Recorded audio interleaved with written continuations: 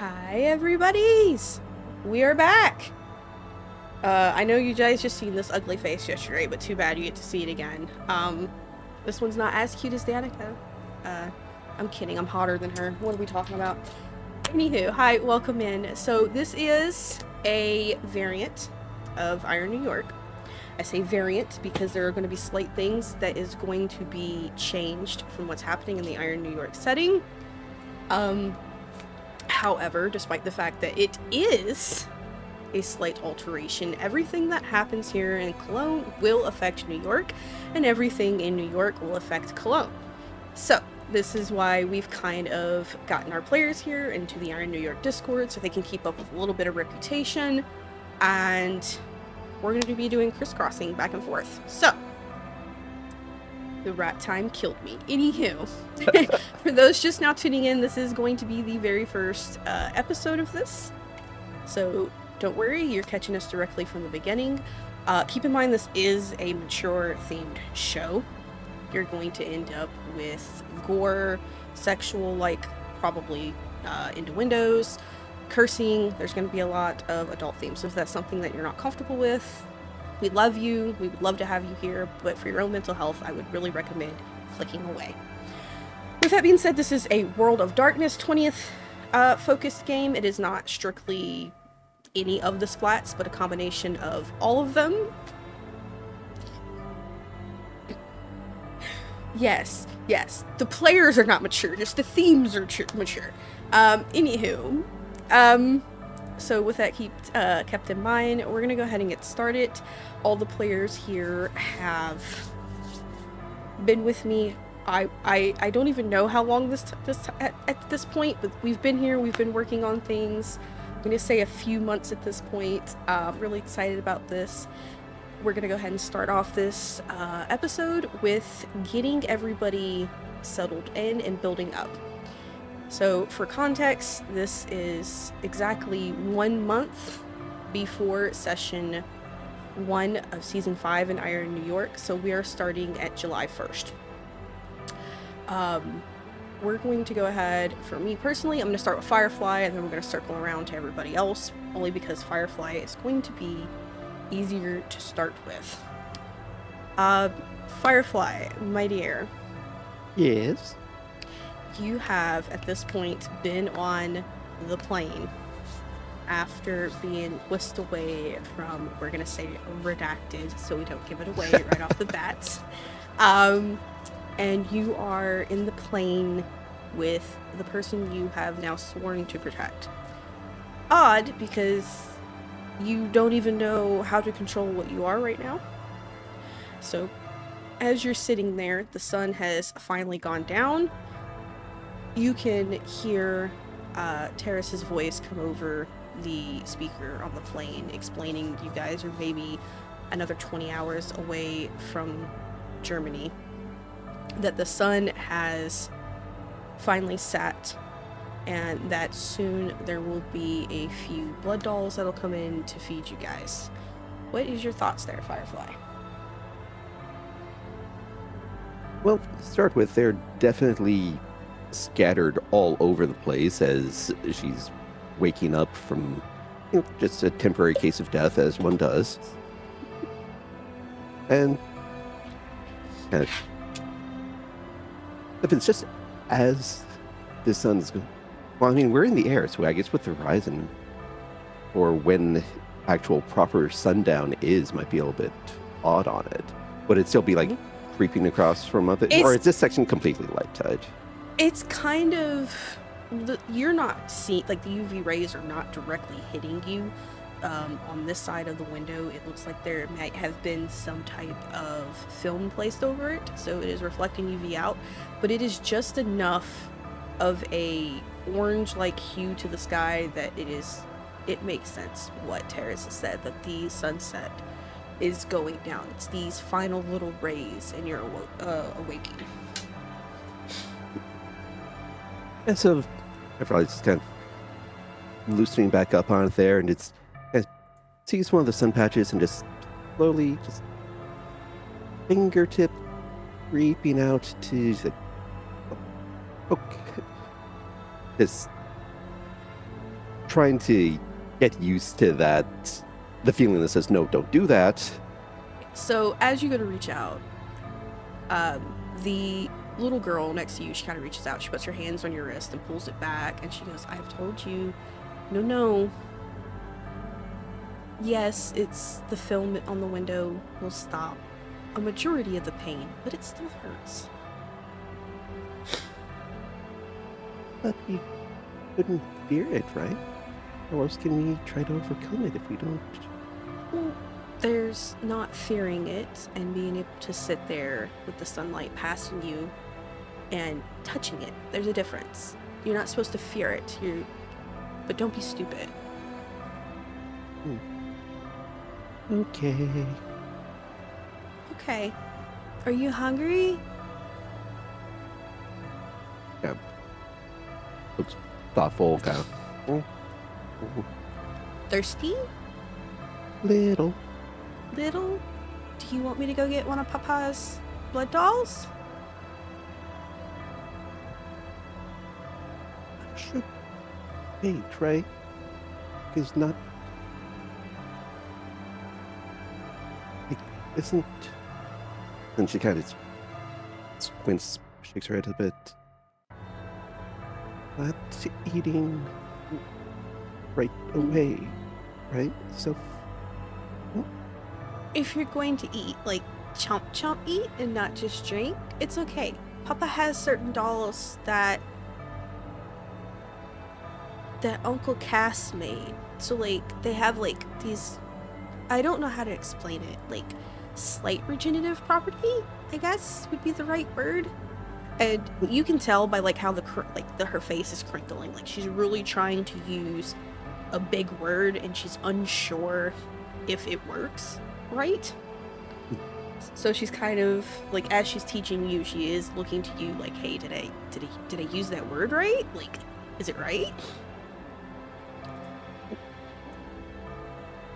I don't think need bite and Okay. chew, but not moved by thirst, right? Oh, no, you're good. No. Okay, so listen. I get what you're trying to do. I followed the path too. Okay? It's learning. And it's fine. I promise. Right now, on our level of path, it's okay to eat when hungry. You're new and you're learning. The last thing you want is to really be hit and succumb. And she's like tilting her head and her lips are kind of like making that motion like she's trying to wiggle the word around her mouth a little bit. She goes, yes, you don't want to succumb to a frenzy. You don't want the beast to take over. So right now, what you're doing is you're learning when you're hungry and you're learning when you need to eat. Right now, it's a good thing that you eat, especially when you wake up. So the more full you are, the less likely you are to frenzy. Because the last thing you want to do is frenzy accidentally when we get to Cologne and you kill a bunch of people, which is way worse. Okay, then. Okay, I'm gonna go get one of Papa's blood dolls, and you stay right here. And if Papa comes out, don't look at him. Papa's not really happy right now. He hasn't slept in like 3 days. Okay. And over her glowing eyes. She giggles a little bit, and she gets up, and you are, for the most part, left alone for maybe 5 minutes, until someone who is familiar to the voice inside your head, a tall, quite handsome blonde man, comes and sits down next to you, and he rolls up the sleeve of his shirt, and he offers his arm to you, and it takes you a second, and then internally, the voice goes, oh, Lucas. Just kind of peeks out between the fingers, kind of squints, sniffs at him a bit on there. Like, oh, but you can eat. It's fine. It kind of looks like she's just twitching a bit. Finally, it's just like, he's there, the arm's there, he's offering. So you can feel under your teeth his muscles kind of stress out, like he's clenching his fists. You can feel how the muscles warp around your fangs. How much are you going to drink at this point? Well, I mean, technically it would just be okay, just woke up, so we'd only need the one on it there. So definitely there's a part of her that's saying, okay, only just enough. But I do recall from information that Firefly doesn't have that he's a bit high test as well, isn't he? He is extremely good, yes. He tastes, to you, the best thing you could compare him to would be the perfect butter and lobster dinner. My man is delicious. Well, even better than the first drink. Absolutely. Far better than the first drink, which is odd because you know from what you had first drank, they're designed to be extra filling. This seems like he's even more filling than that. You get about the 1 blood point in, and you feel this extremely strong hand on the back of your neck. And it's weird. You are very aware as what you are. You are more stronger than your average human. But he grabs you, and then his thumb and forefinger pinches right below your jawline as if he knows what to touch, and in doing so, your fangs involuntarily retract back, and he pulls you off. And he goes, tongue out and lick. Clean up your mess. There you go. He's a little more confused by the fact that, oh, that's a thing that can happen. But kind of pouts up at him. Tasty. Yeah. Feeling better? Yes. Thank you. He kind of like slight head tilt, so like the big blonde mane that this man has is kind of slightly bouncing when he does it. He goes, "You're different." Him? How so? Well, for one, you're not wanting to punch me. Unless you're just really good at hiding it now. And he kind of like leans forward a little bit, like he's looking at you up and down. He goes, "No, there's something more. There's something." Yeah, leans right back in. It's like icy cold, like nose to nose there. He kind of laughs. He goes, "No, maybe I was just imagining things. You're still as ballsy as ever." He leans back a little bit. He reaches to the side of the chair that he is sitting in, and reaches to under it, where he pulls out what looks like a laptop bag, perhaps. And he pulls out a few books for you, and he hands them to you, and you recognize them. At least the writing on them seems to be cuneiform. And he goes, "You're supposed to be studying between now and your touchdown. There has been a slight delay." And he kind of like leans over and out into the aisle looking forward, and then he leans back and he goes, "So like apparently got into a fight with the shiny one, and now they're kind of being made to be separated for a week or two. So we're going to be dropped off firstly just on the northern end of Germany, some little small ass town. We're going to teach you to hunt and stuff there, and then we're going to take the train into Cologne around the 1st of August. Don't worry." And he kind of like reaches his elbow out and nudges you into like your upper arm.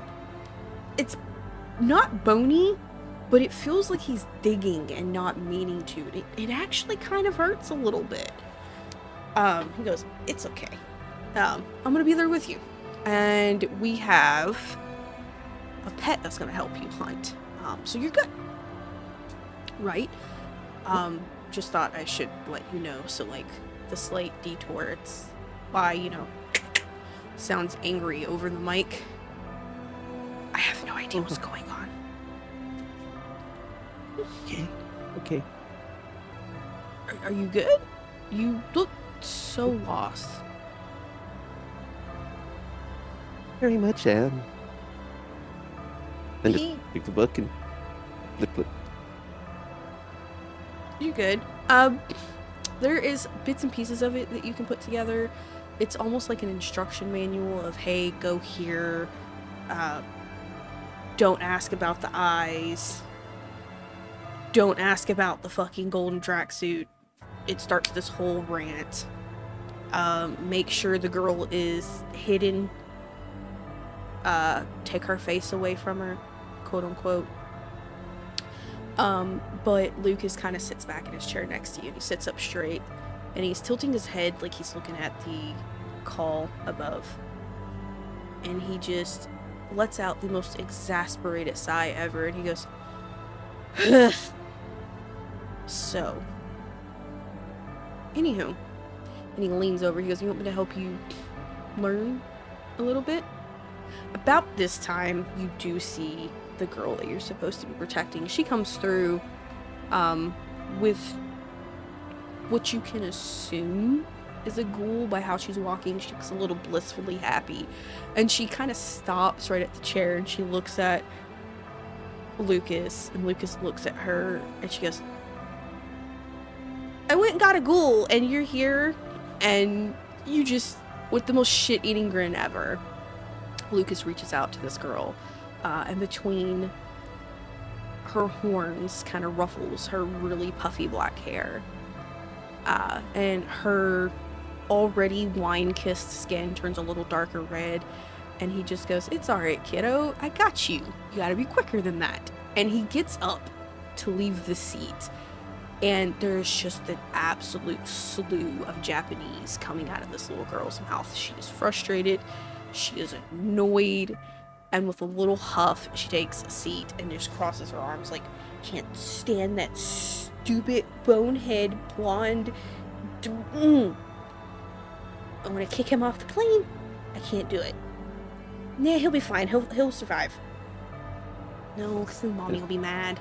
Slow reach over, it's like kind of a little pat poke on the shoulder. Just, what? What do you want? He wasn't supposed to do that, and he did it anyways. Anywho, because Papa is only supposed to feed Papa. I don't know. My mom's a whore. She has too many men. That was a bad time to drink. My bad.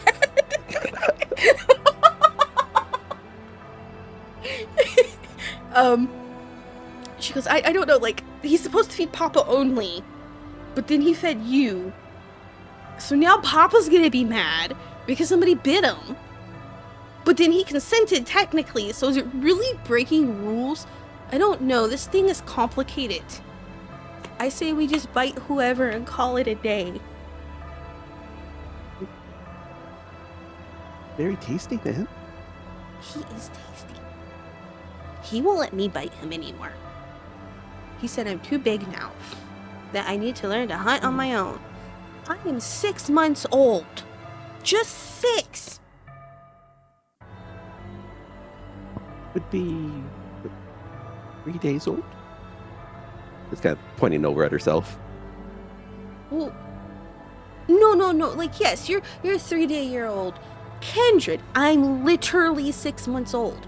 I came into this world 6 months ago, being pulled out by Zami into this really weird dark room. I don't remember much. I just remember there was Papa and Papa and Papa, And then there was the really weird doctor. I don't remember. Look, I literally came into this world 6 months ago. And it sucks. I don't know how to do anything. My body grows faster than my mind. My mind's broken. I hear so many voices. So many voices. Any? Many. Like, well, sometimes I hear a lot.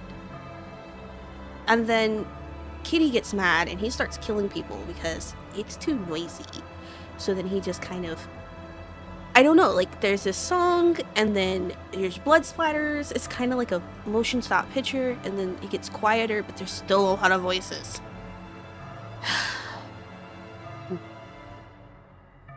Do you hear voices too? Yes. Yes.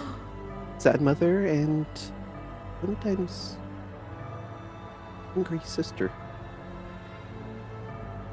I don't think we're hearing the same voices. Are you? She kind of leans forward. She goes, "Are you Malkavian too?" Oh no. Maybe. Oh, okay. Just like helpful advice, unless it's really important. Don't talk on the Madness Network, and definitely don't get really loud. It pisses the guy off with the gold eyes, and he will come and kill you because it's too loud. Oh.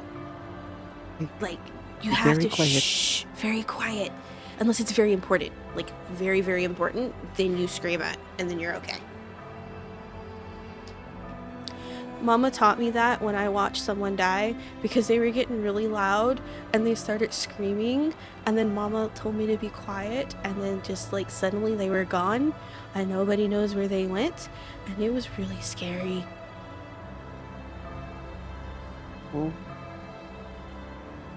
Look. No, I'm good. It's okay now. Now okay. I'm okay. I kill people too. Oh, okay. Yeah. I was told, quote unquote, if it gets too loud, it dangers Mr. Malkav, so we have to kill him, so that I do it too now, so it works. So if you're Malkavian, I can teach you how to do it too, and then we can go on murder sprees, and we can eat the people.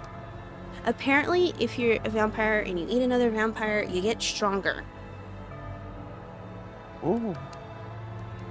Although you're not technically supposed to do it, it's bad, but like, if bad, why elder do? Good question. Anyone? I think they just say that so that we don't get as strong as them, so they stay in power. So I'm gonna do it anyways.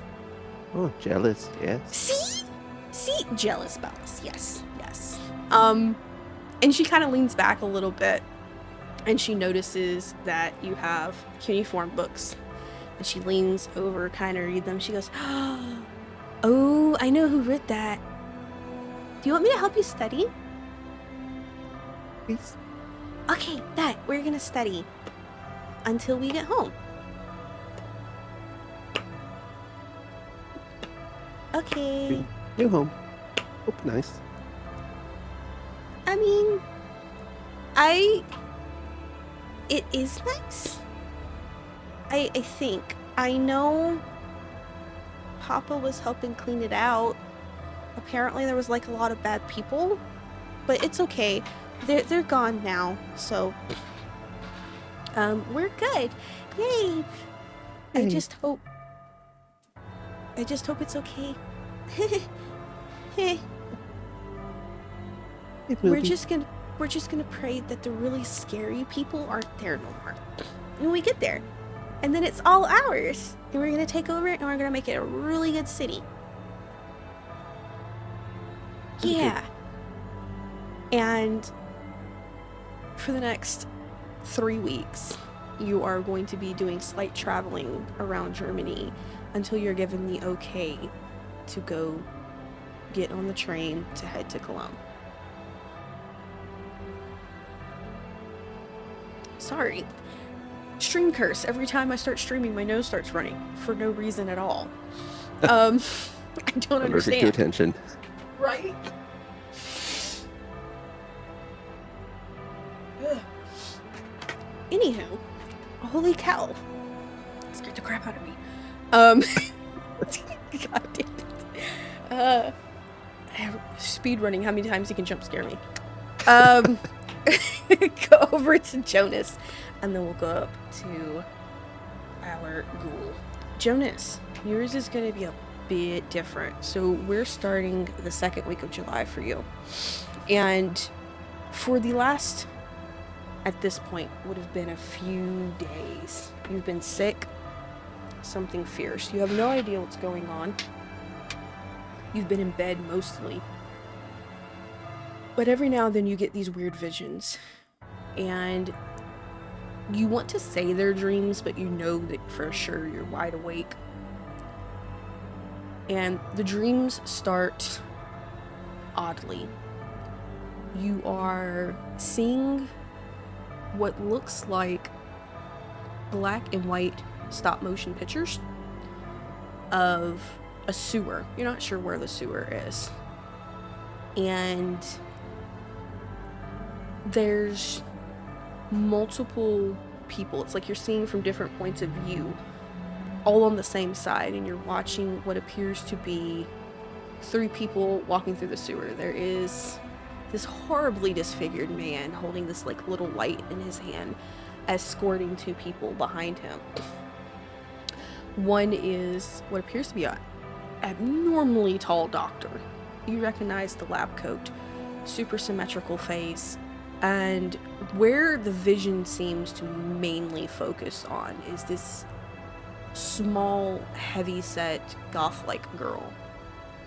And the vision kind of fades out, comes back in, and it's like you are in the point of view of somebody reaching out to her, and she has this very confused look on her face. Then it in and out again, and you can see that she has reached her hand out. And from your point of view, you reach out to her, and you guys take each other's hands. You're sniffing it. A hello greeting between the two. A deal, something spoken that you can't quite understand. It sounds really, really muffled. Then it's a fade in and out over and over of this girl coming down and handing food to you. Oddly enough, hot dogs. You have no idea why, but hot dogs is food taken back to a nest filled with rats and trash really deep down in the sewer. And it looks like it happens over and over and over 12 times before it stops. On the last time she comes down, oddly, she hugs you. Like, she openly reaches out and hugs you, and you kind of get the impression that she goes, I haven't forgotten and I won't stop. And randomly, over the next year and a half, on how things are changing in these visions, there's still food coming down. There's blankets coming down, pillows, tents. It's like whoever this person is, she's actively supplying whatever's going on down there. And then one day it stops. And everybody down there with you is freaking out. You can see they're trying to figure out how they're gonna eat. People are making plans to go back to the surface despite the fact they really shouldn't.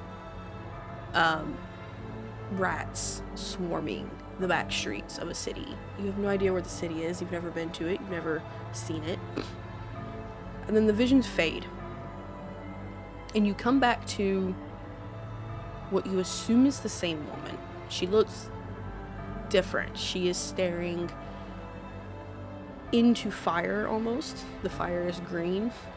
Her hair is far longer than what it was in the previous visions. She has horns that almost look like twisted bark. And when she reaches into the fire and she pulls her hand out, she is holding the hand of what very clearly is a large rodent-like creature. And you can hear the words, "I want to be the only cure." And then it's like you reply back, "You will be the only cure, you and your children, but you will also be the reason it is being spread."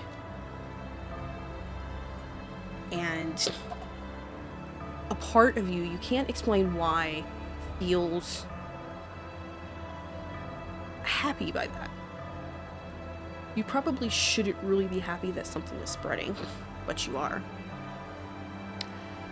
And then the visions rapidly change over and over. You can see this woman biting people, and then those people getting sick. Their veins turning black, turning gold, turning teal, turning green. You can see them beginning to starve and go crazy.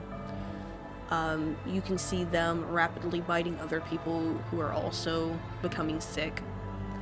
You see her in a black room, and the only real color that kind of sticks out is there's this massive golden line in the middle of the floor that leads up to her, and you can see multiple people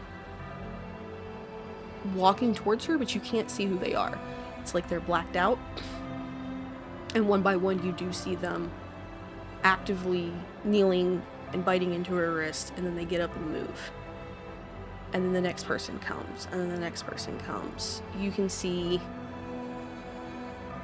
images, not in great detail, but it's her face kind of twisted and creased, and then the sounds of a crying babe, twisted and creased, signs of a crying babe, over and over. And then those visions come to light, and you can see a girl with short black hair and bright golden eyes, and when she bites someone, their veins turn gold. You can see a wine-kissed skin girl with black hair and horns, and when she bites, their veins turn teal. And then you see a pale white girl with pitch black eyes and golden horns that when she bites, the veins of the person turn silver, and it doesn't stop. And eventually you are stuck in this vision where it's only this girl, this tall woman, long, almost white now, like her hair is faded.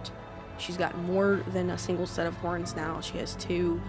She has this odd glow about her almost. And she turns and looks over her shoulders, and for a slight second you hear, "This way, this is where you need to be. This is where the plague is going now, and it's time to spread it. It's time for everybody to learn." And when she turns and walks off, the vision kind of gets this really bright white, and then you come to, and you're not in your bed anymore. You have no idea when you've gotten up, but you are on a bus, and somebody is trying to shake you awake, probably the driver. He's like, "Hey, it's last stop, you've got to get off."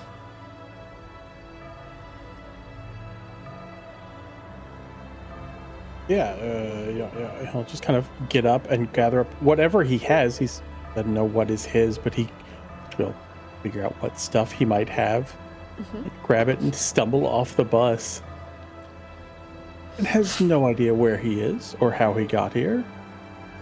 No idea. You're at what looks to be a bus stop, kind of in the middle of an outback-like town, maybe in a more country-like side. But you hear this weird call in the back of your mind, like it's trying to lead you somewhere, and then that horrible, horrible sick feeling comes back. Like, more than anything, you just want to drop to your knees and kind of throw up. Yeah, he goes, being sick outside an alley or whatever like that is not something that he's not used to. So he goes scrambling for a place he can be sick where people won't be staring at him. So a trash can, a dumpster, behind a building, whatever it is, just to get out of sight. Off to the side of the building, it's not a big, it's kind of like what you would assume for like a greyhound type thing. Side of the building, you kind of put your hand on the wall and you lean over and you try so hard to throw up, but all you get is this dry heave feeling, like you're out of things to throw up, but you can taste the acid in the back of your throat and it doesn't go away. I think the next thing he does is start kind of going through what he has on him. Like, if he can't get rid of the sickness, like, does he have, is his wallet there? Does he have any money? What is going on? So you have a little bag with you, which you would take. It has your wallet in it, maybe your phone or a laptop. You've got your ID, your credit cards, a little bit of cash. You've gotten a few bottles of pills, not anything like heavy. No credit cards. You have to have an address for credit cards. And throwing not have that. Okay, you got some credit cards that you've picked up off the side of a street somewhere.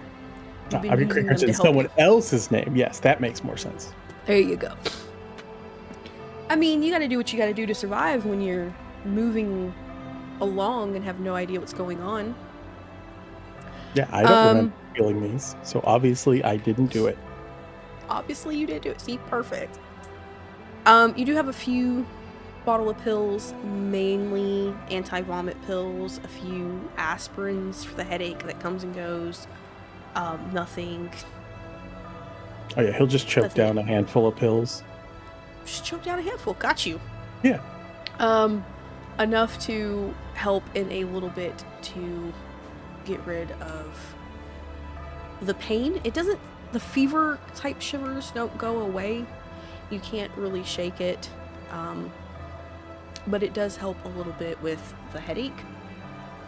Or better described as a migraine that feels like something is absolutely hammering between your eyes and does not stop. When you finally gather yourself, you realize you're alone. This stop, there's nothing here. The lights inside are out. Doors are locked. Little odd, considering the announcement is still going off that there is another bus that will be headed there maybe 15 minutes from now. He's gonna kind of poke around. For you said the doors are locked, but he's gonna just poke around at things. He's got 15 minutes to kill till a bus gets here, though he doesn't know where he is, so he's looking for signage or anything that might tell him where he is. Is the announcement in English? It is not in English, no. Cool, he doesn't know what it says then. All you know is 15 then, my good man. One moment. You are currently something, Hamburg, Germany. Those are words he can tell. He's like, Germany. A lot of umlauts. That's a lot more than there should be. I do not think I'm where I should be anymore. You are very far away from home. He's now looking through his pocket for, like, how did I get on a bus? Do I have a bus ticket? How did I get... You find a bus ticket dated roughly 7 days ago, coming from London. It states you're headed to Cologne, Germany. Well, guess we'll wait for the bus, and hopefully that's the one we need with my bus ticket. And hopefully someone speaks some English, because I don't speak anything but that. Even that's going to be questionable. Even that's questionable. Perfect. You poke around a little bit. You kind of get your bearings. You're not quite sure how you've ended up here. The last few days is a blur, but you can't shake those images out of your head. It's weird. It's like the closer you're getting to this place, the more, what's the word? Adamant they are about getting you to watch them. Eventually the bus pops up and the doors open for you. Nobody else is on the bus, just the driver. He will present the ticket and be like, is this where I'm supposed to be? Like, it's very, very big, earnest smile, and I don't understand anything, so please tell me I'm in the right place. The driver looks at you, looks at the ticket, looks back, and he goes, Are you one of them?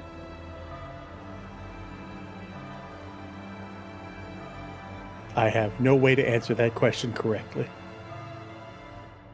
Okay, go ahead. Yeah, we're heading to Cologne. Ah, okay. He will climb on the bus and find a seat. Like, pulls the shade down to block any sun. So you get on, and there's an announcement in German that is suddenly cut off. And you hear the driver kind of raise their voice to speak to you and goes, there's nobody to pick at the next stop. Do you just want me to take us directly to the third stop? Is that where this ticket takes me? Well, the ticket takes you to Cologne, yes. There's stops along I guess the that's way. that's where I'm going. I don't think I need anywhere else. I don't even know why I'm going here, but apparently I am going here. Oh. Are you... And he's kind of looking at you a little bit, and you can see from the big mirror, the rearview mirror above his head, the slightest of nose twitch, like he's smelling. He goes, not yet. You're close. Hungry? Maybe. Does your bathroom work? Does your bathroom work is a question I've heard. Bathroom works, yes. Cool. Then food, yes. All right. And as he's driving, the bus is pulling off, and it is going from the light of the station into darkness, taking the back roads of our sweet Hamburg. As he's pulling out, you can see something on the, what are they called? The LED signs that kind of tell you, hey, next stop, XYZ. It was originally Bremen, and now it looks like it's going to Hanover, Germany. So it looks like it has skipped an entire stop. He's reaching into the compartment next to him where his bag would go. There's a zip sound, and then he pulls out, oddly to you, kind of looks appetizing, moldy sandwich. He goes, here you go. And he tosses it back as hard as he can towards you without looking at you. Yeah, I mean, Jonas is a street kid. He has eaten questionable things out of questionable places. So, you know, he's not going to turn food down. And he already is sick to his stomach, so it's not going to hurt him. Okay. So you pull out the food and you start scarfing it down? He checks to see what's on the sandwich first. Oh, it looks like it may have been probably pastrami at some point. And maybe some cheese. Although I don't think cheese is supposed to be that green. And that's about it. It doesn't look like there's anything else on it. Unless there's no tomatoes, he's good. And he will totally scarf down the sandwich. Like, mold, whatever, that's fine. But man, no tomatoes. That stuff's gross. Oddly helps you. You've been taking medicine, you know it. You haven't been able to get away the sick feeling. As you're scarfing this down, what is very clearly spoiled food, your stomach starts to ease. The acid kind of starts to vanish away from your throat. And by the time you're done, you genuinely do feel better. The sickness isn't completely gone, but you feel a little better. I mean, he's also eating like Tums like they are candy. So there is a few moments of silence to let you eat, and then he goes, "You want me to turn the lights off? Do you want to talk?" I don't even know what I would talk about at this point. Okay, let's start with... And he kind of tilts his head back and forth a little bit. He goes, Have you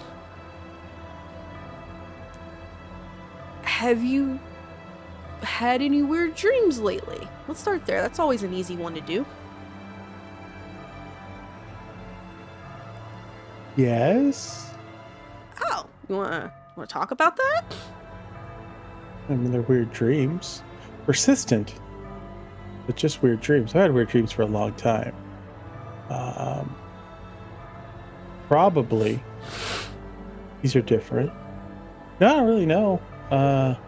Anything about weird sewers? Other than a bunch of rats live there? Yeah, it seems to be Gators, what's probably? going Huh. on. No gators. Just rats? Just rats, yeah. Ah. You're not... Oh, you're not fully awake yet. You're getting there. You're close. I'm not awake, then that would explain why I'm on a random bus in Germany. I don't remember getting here. Oh, not that awake. It's okay. It's okay. You'll find out soon. You'll find out soon. And your head spins. That weird disassociating. And the dreams kind of come back. They're way more blurry than what they were last time. You see what appears to be this black afro-haired doctor, long white lab coat. She seems to have a lot of bone accessories on about her, and she is attempting to very clearly research what is going on, and you can see this tall, odd rat-like figure grab the machine in which she put blood in, and there is this almost electric discharge that comes out of her, and it shocks and explodes the machine in which she has blood, and you can hear the words, "No, you won't figure it out. Never. We won't allow it. Spread. Spread. Spread." And when you come back to, you are being woken by the bus driver, who's like a hand on your shoulder, kind of softly shaking you. Yeah, he kind of jumps at that. Ah, again. Hey, you good? Probably not. Are we there? Well, kind of. You started talking in your sleep. Something about spread. Are you good? Probably not. But awake now? A little bit? You're awake. Where are we? Maybe like an hour or two outside Cologne. You've pretty much slept the entire 8 days. That sounds about right.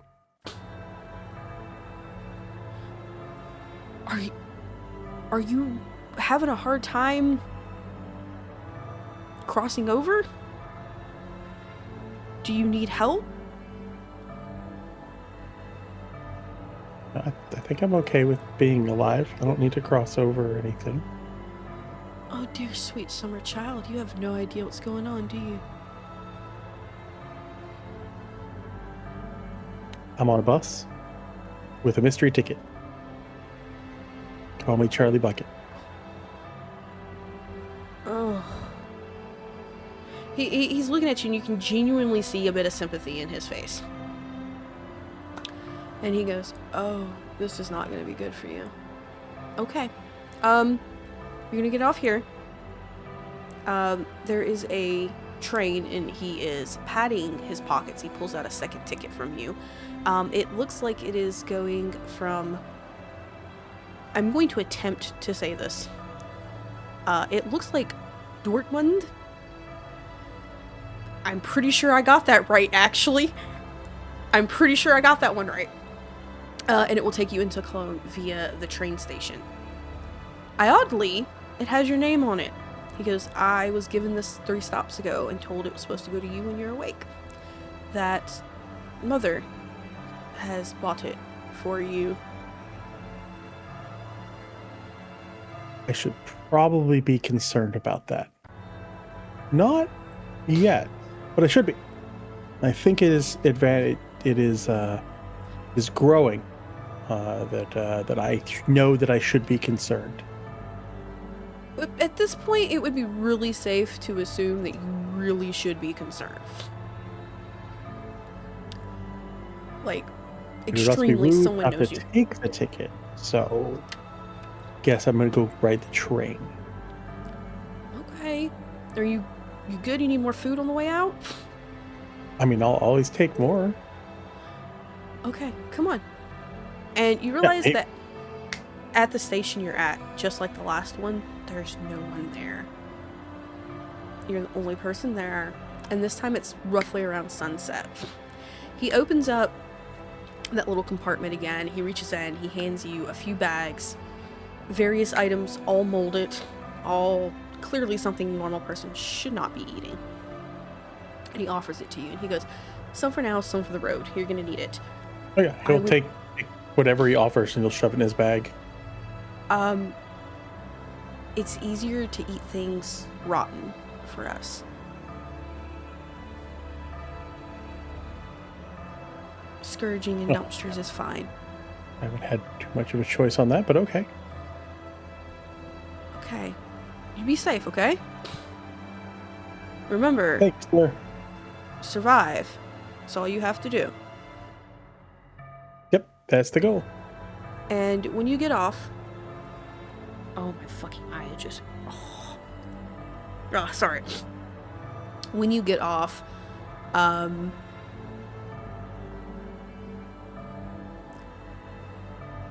you see the map. It's supposed to be explaining the city and where the rail trails go, and a name on the ticket versus one of those locations is easy for you to get to. With your history of being a little street rat and having to run around, I'm going to assume that it's easy for you to memorize this quick little map, and you scurry your way to what is the train station, and you get on the train. Yeah, he will match names on the ticket to where he's supposed to go. He might not be able to tell what these things say, but he can match letters. So, you get on the train and you are escorted to a train car where, in the back, you see Firefly, this woman with glowing eyes, kind of bald. Bald bitch. And you find a place to settle in. Something inside of you. Stop. Be like. Something inside of you. Take out like a handful of pill bottles out of his bag, like shake them and just like take something. He's like, I don't know what's going on. And he's gonna get on, find a chair, but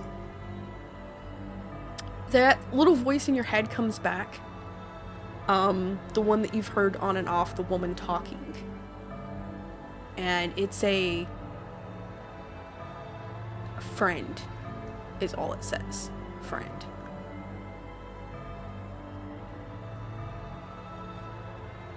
Okay, strange lady. Now, let's go up to our ghoul here. Our only a good man who is already in Cologne. We're going to take you 1 week before the start. And you are woken up at this point by what seems to be a rather scheduled text at sunset. God damn it, I'm sorry. The random away from keyboard got me. Anywho. I can't keep a straight face, I'm trying. No, it is typed in cuneiform. You already know that this is from your... Friend is a very strong word, but we're gonna use it. Willow. She's been around you for the last long time. And it is simply, he's left the cemetery again, and he's at the cathedral. Help me. I will get up and stretch, take my time getting dressed, and then reply. What do you How say? long ago? It takes maybe mere seconds before she replies. I don't know. I was too busy trying to not die. My nest finally got hit.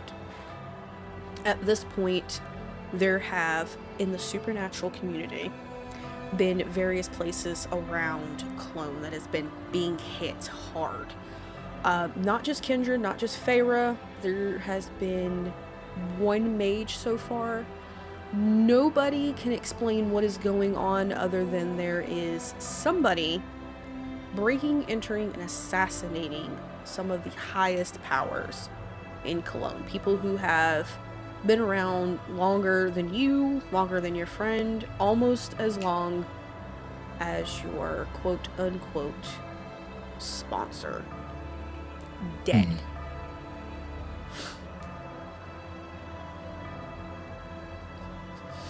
Well, He has been, I guess, I don't know. Like rapid texts back to back of, I don't know, but he's on top of the cathedral again. Can you please go get him and bring him home? I have to reinforce whoever just tried to break in. And I'm pretty sure whoever it was, if they could walk the Umbra, would have killed me.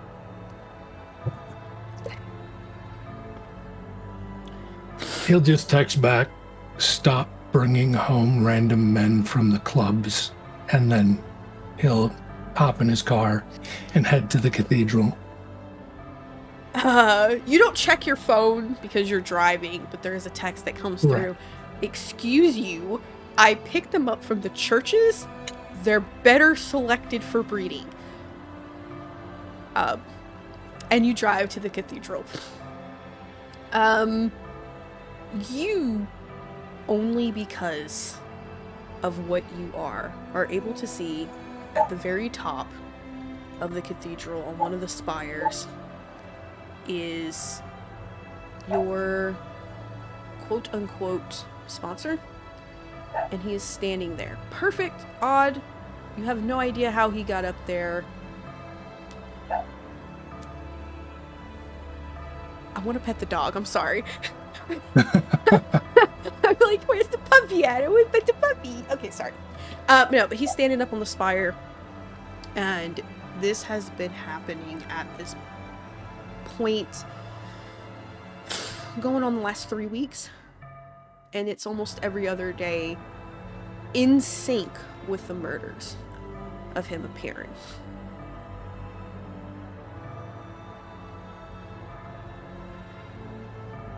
He'll get, Mr. Heiser will get out of the standard kind of corporate black sedan. Mm-hmm. He'll close the door quietly, lean on the roof and stare up. And he'll mouth the words,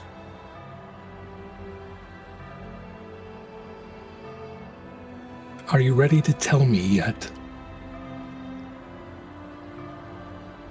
It is weird at this point. You're kind of used to his weird. The best thing you can compare it to is kind of like magic. However, he just explains to you it's a gift. And once again, you're on the top of the cathedral with him. You're not necessarily standing on anything. You're kind of just hovering next to him. You can physically see yourself still down by your corporate vehicle. But in a spiritual sense, you're still there with him. And he's staring down, like he's looking at something, and he goes, "The last elder was killed tonight." That is disturbing.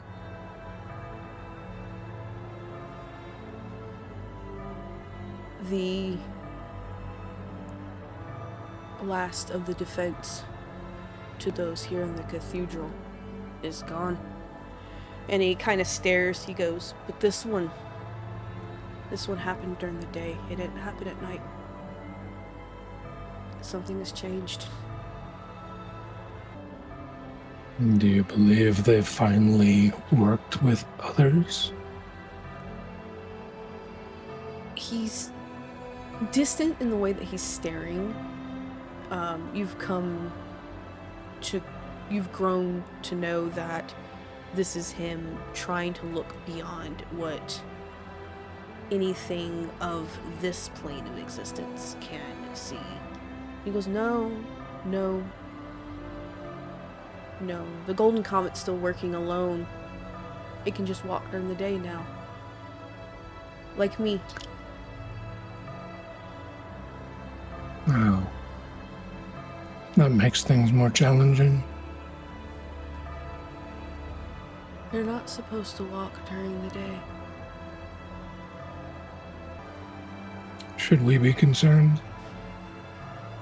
It would depend if they're on our side or not.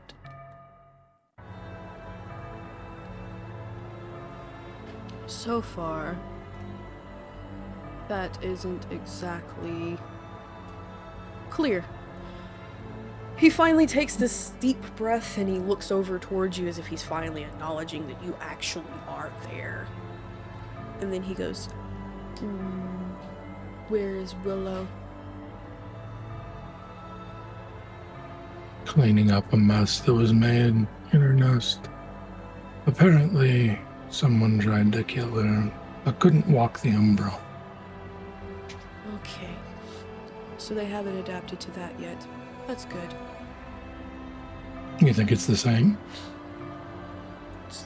So far it has been the same. I've watched every night at sunset when they would have woken. This time they left earlier. They left 2 hours before. Like they knew.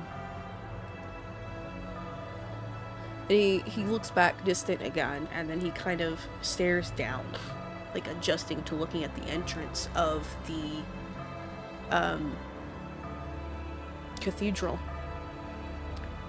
And he goes, have you heard any rumors? Nothing relevant yet. Do you know where it has came from?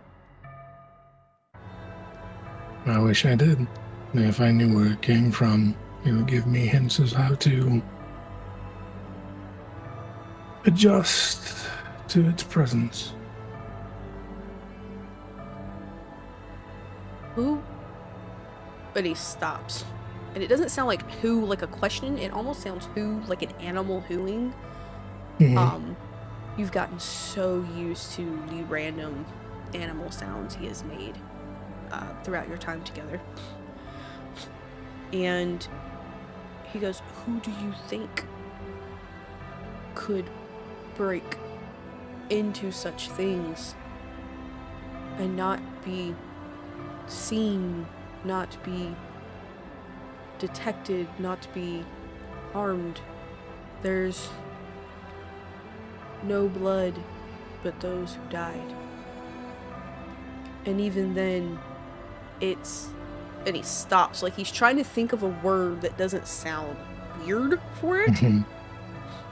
But he goes, neat. There's no splash, there's no spur. It's like they simply turned to vitae and fell.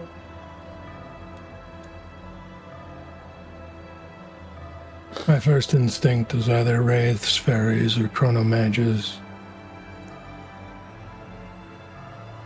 He nods for just a second, and you can tell by the way he adjusts to standing up that temple of his fingers, like he's focusing. And he goes, no fairies. Not here, not yet. One's coming. Not fairy. Fairy heritage. One mage. But not that. Mind mage. He stops, and he kind of looks at you slightly, kind of like tilting the head, like he's going to look at you but doesn't fully, and he goes, "There are others like me watching and stopping. I can't see closer than normal." Are they going to interfere? He kind of sinks a little bit. The tattletale sign of he doesn't have an answer. He genuinely doesn't. He just, I don't know. A word that in the entire time you've heard him, or been with him, you've heard him say twice. Usually he has definitive answers. The first time you've heard him say this was roughly 100 years ago, when he was talking about a prophecy of red that overtakes Cologne. When you asked, when does it happen? And he goes, I don't know.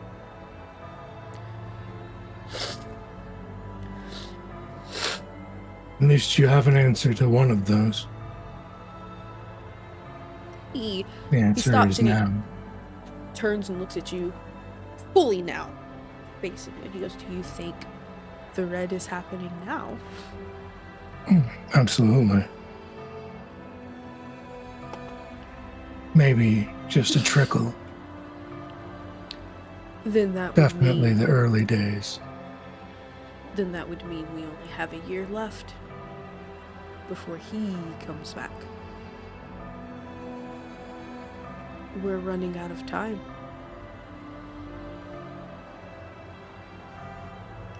Haven't we always been running out of time, though? The most depressed and exasperated sigh combination ever. And he goes, yes, but this time I don't get to reset the looking glass. And you go back physically when you blink. You're back in your body looking up, and he is gone. Safe to assume that he has returned to his cemetery. I'll text Willow and say he's finished his what would the word be? His reconnaissance. It takes a moment for her to reply, and she does eventually, and she goes, oh, good. Hey, I found a piece of fabric here that I think you could probably use. It seems this time whoever broke in didn't take into account the webbing. That's sloppier than normal. It is We'll be over in sloppier. just a moment. Okay. You know where her nest is. It's more downtown Cologne, over towards, or my bad, uptown Cologne, more towards the zoo. That is where her domain is. And at this hour of night, with the sun just going down, traffic's a little heavy getting towards there. As a lot of people are coming home. That is towards more of the business district. So it takes you maybe twice as long to get there. So you're looking at maybe an hour and a half before you finally pull up. You do know how to get in after dark because of the kinsfolk that are there to help family get in. So you're able to get in, park, and she has met you where you, at this point, creature of habit, parked. And she is simply standing there with a finger draping what looks like almost a black like cloth, but it has a single drop of gold on it. You at this point, working with your sponsor and working with Willow, knows there's only one creature in the world who bleeds gold. It's another angel.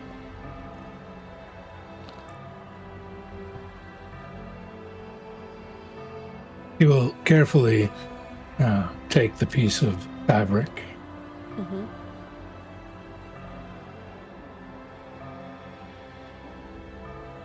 Oddly enough,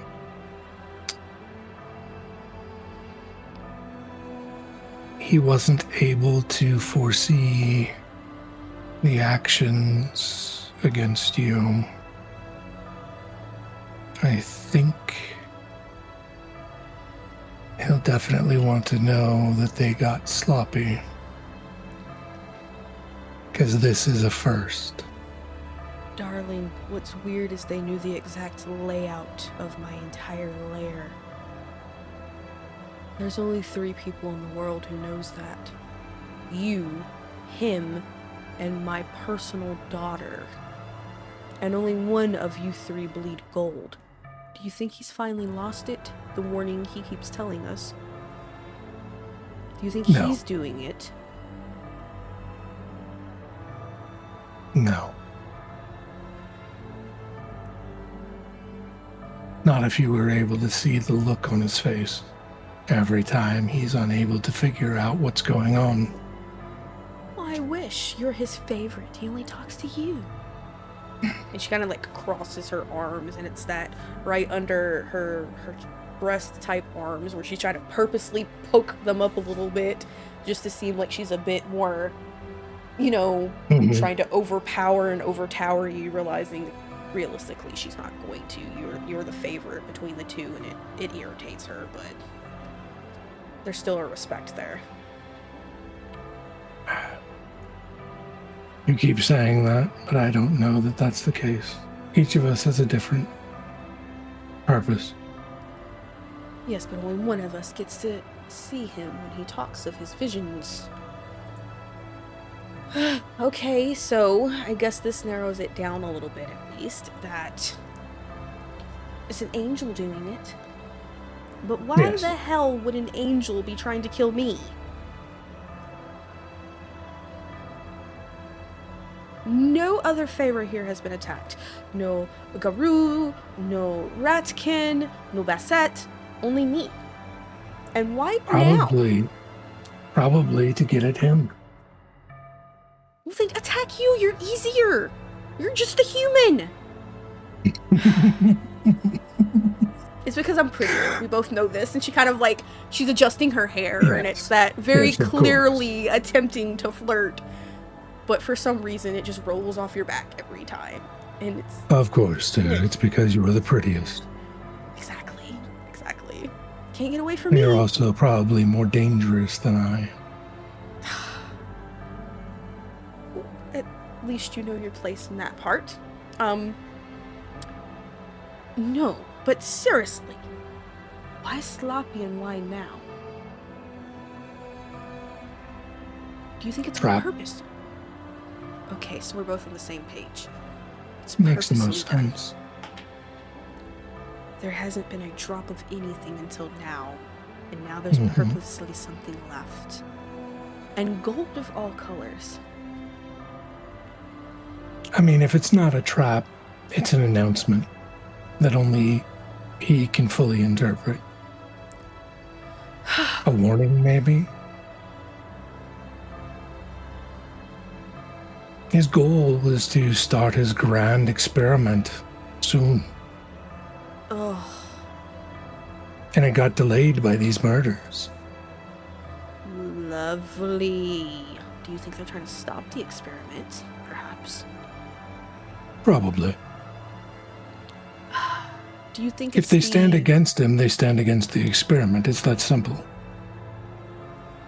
True. See, I knew there was a reason why I liked you. So much. So adorable. I still hate you're the favorite. And she stops for a second, and one hand comes up kind of like this, like she's thinking. She goes, okay. So, the murders started when the babbling lunatics of the vampires started mentioning something about a voice that's calling everyone. And there was a bunch of kindred who left, and then the murders started happening to anybody who stayed. Do you think that's connected? I don't know. I think their apocalyptic visions have been around from millennia. If they're actually starting to come true, it's probably a facade for this other angel to make a move. Anytime there's a power vacuum, someone will attempt to fill it.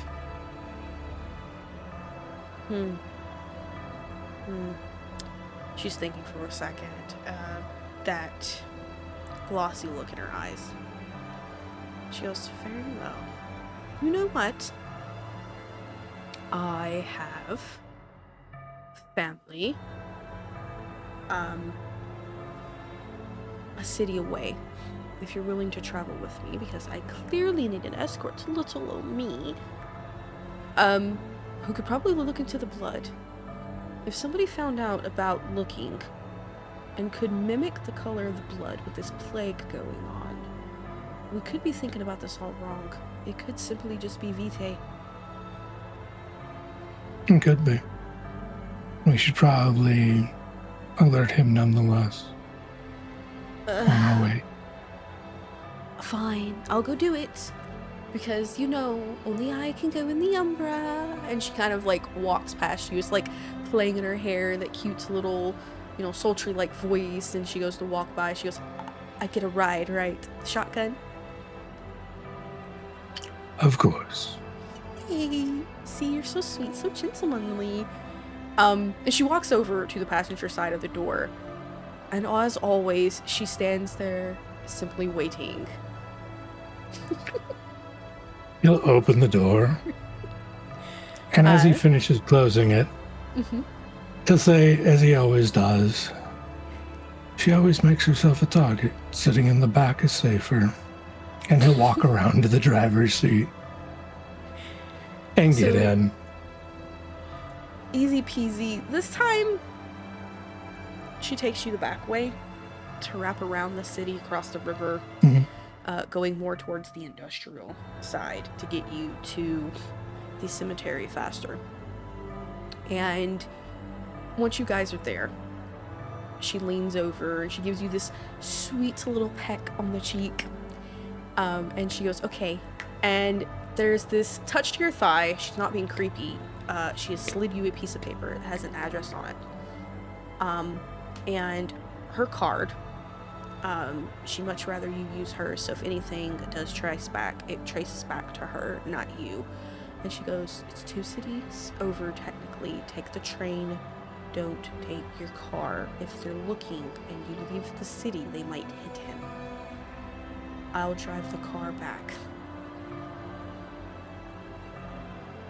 Don't worry, I can drive, and if not, I'll just use the car to drive itself.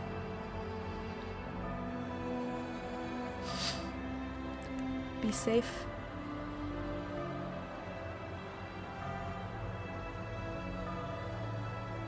I always Okay. She kind of slides out the car and she goes to take a step through the thresh of the cemetery and vanishes. That bubbling of spiders that you've grown used to and just gone. He will take the car back to the manor. You get back to your manor. Is there anything specific you want to grab before you go? He'll load up. He doesn't know what he's running into. Mm-hmm. And then he will buy a ticket under one of various aliases. They're not deep enough that they'll actually sustain any sort of background check, but for a train ticket, doesn't matter. Okay. You get your ticket, you get there. It takes maybe a day or two of research, and it is confirmed that it is in fact Vitae, but it is gold. It is naturally gold. It's not angel, it is a kindred, but it's naturally gold, which hasn't been seen yet. There is no trace of this plague. They explain that it doesn't look like it's sick. They have gotten a few samples of golden blood that comes from the sickness, and it's more like a tarnished type gold than anything, but this seems genuine gold. And they do inform you, however, that the results, other than kindred, and they hand you the paper, everything on it is inconclusive. Plague, CBC counts, genetics, everything inconclusive, inconclusive, inconclusive. The only thing that matches is kindred. I can't tell anything. There's nothing tracing back to whoever this is. With your methods. Only other thing I can do at this point is go pray to the freaking bulls that they use spirits to try and trace it, but I don't have enough to trade with them. It's not angel. That's all I can tell you. It is a vampire, but this kinsfolk, they shake their head and they go, but during the day? Vampires don't walk in the day. You don't know enough about kindred, then. Have they adapted and mutated or something? No. But fortitude can do miraculous things at higher levels. My family has been hunted and hunted by those who walk in the day. They've done it for millennia. Just not very often. So, if it's I'm painful. allowed to ask, would that be why they were sloppy this time and got caught? Well, twofold. One, they're not an angel. Two, they were probably in excruciating pain. Okay. Regardless Wow. of the information, it dulls your senses, slows your reactions, Okay. So clouds your mind. Okay. So, and they were targeting Willow this time? No. They were not. You don't. They were targeting Willow's employer. They look at you very confused. Like they're not sure who that is or that Willow has an employer. They're just... The mother? Sure. Oh, that's not good. Okay. I'm sorry. I know I'm asking a lot. I shouldn't be asking. Anywho, and they hand you all the papers that they have gotten at this point and offer it back to you. And they go, well, take this to Willow.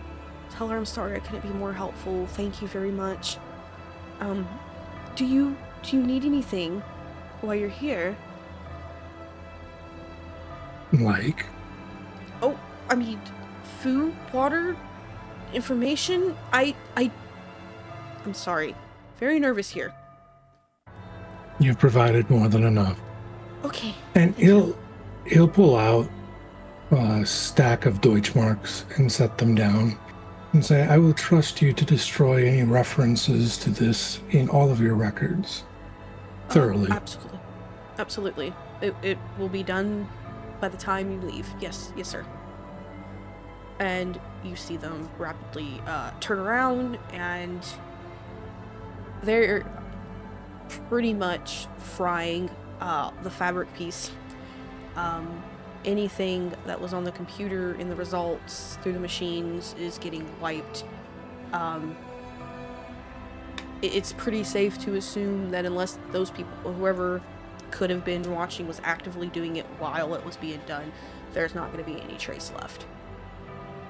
That their entire purpose is upholding the Vel, and it looks like they're pretty good at doing it. And he will exit before they finish, just because he does say that he trusts them, mostly because Willow trusts them.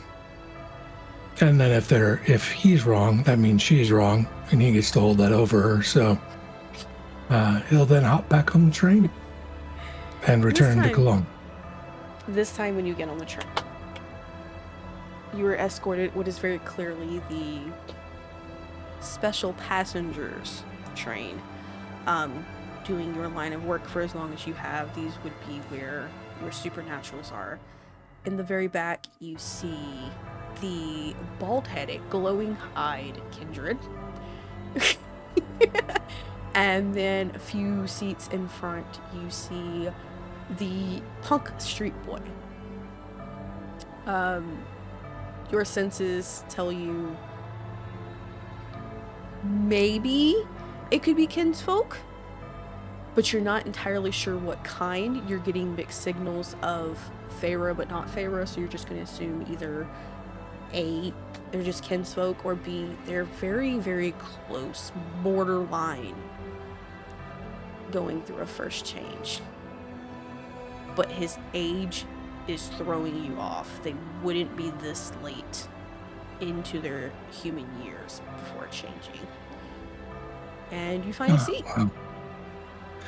I will take the seat that gives me the best visibility of the train car.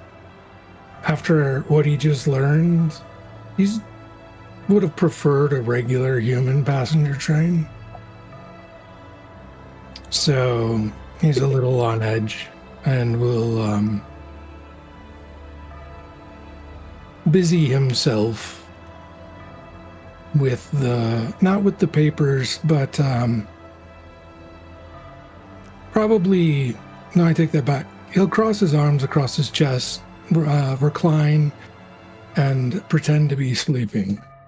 Okay. So with that, audience, the way this season, or the way this chronicle specifically is going to go, we're going to play an hour and a half, take a 10-minute break for our players to get up, stretch, eat, drink, do whatever they got to do, and then we'll be right back. So, it is 8:29. I will see you guys at 8:39. Hey, guess whose ugly face is back? Mine. Anywho. Hi, everybody. Alright, so I got you all on the train now. This is 72 hours before the fall of Cologne. So you've all seen the trailers of everything that has happened. This is coming in 72 hours before. That's it. Let me just exit out of chat. Hold up. Just, yeah. Anywho. No. So, you guys are all on the train together. There is a stop between there and Cologne where the most obnoxiously peacock-looking man gets on. Dark tan skin, dark hair, this bright golden tracksuit. He steps in, gets maybe 3 seats in the train, and then does this overly exaggerated, like he's trying to draw attention flop into a seat. And then you start hearing music come from his phone. Like, he has zero regard to anyone else on the train. To you, Firefly, the person sitting next to you, who is currently in sneaky boy mode, kind of leans over and goes, "That's who we're supposed to be talking to. That's Papa." Okay, go say hi then. And then, rather than just walking over, she actually just starts crawling over the tops of the seats. Don't. She's crazy. Oh, God. So, to Jonas, who isn't pretending to be asleep, you see the creepy crawly kindred starting to crawl over the seats. Oddly, towards this overly Jonas flamboyant... is convinced that's not a real thing. Jonas is convinced he's still seeing shit because of the combination of, I don't know, he took just a handful of pills. He doesn't know what they are. He's just rating the, the dumpster out back at the Walgreens essentially for medication at this point. So he's like, nah, I'm sure some of these will fix some problems I have. God Look, damn at least it. 2 of them are blue, and blue is for healing. That's what he knows. I just commented how I was going to be serious, and Jonas is really testing me. I love Yeah, him. I would love him so apologize, much. but you invited You're not me, sorry. so- Fair enough. Fair enough. No.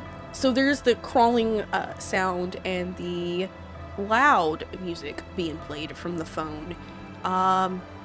Do you open your eyes to see what is going on there, mister? Oh, when I say pretending to be asleep, it's where you close them just enough that you can see through your Okay. lashes. So you do see this obnoxiously bright man get on. Zero regard to anybody on it. It's like he's trying to draw attention to himself. And then you see Firefly crawling over seats towards him. Doesn't get up and walk the aisle like a normal person. No. Let's crawl up spider-like and just seat to seat to seat to seat until we get to this man.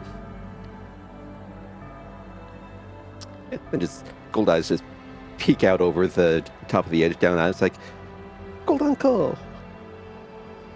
There's a pause and then just like a slight head tilt so you can see these like abnormally bright glowing eyes from behind the shades that this man is wearing. He goes, pardon? I am nobody's uncle. Too much responsibility for me. Bye, kid. And he reaches up and puts a hand on your face and shoves you back over the seat and then just goes back to playing whatever music is on his phone. Just push back, flop.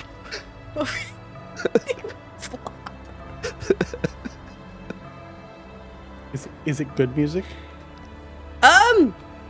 If you give me a slight minute, I can actually get it to you. To me, it's good. I will, if you guys want to, the players, I can send that music into the Discord chat, because I know some of you are listening to music. I can tell by the way you're bobbling your fucking head. What? Jonas is listening to music the whole time, so why shouldn't I? God Built the damn it. playlist for this rat anyway. Why shouldn't I listen to it? Give me 1 second. I'm pulling up the song. I absolutely have this, I promise. I hope it's Rendezvous.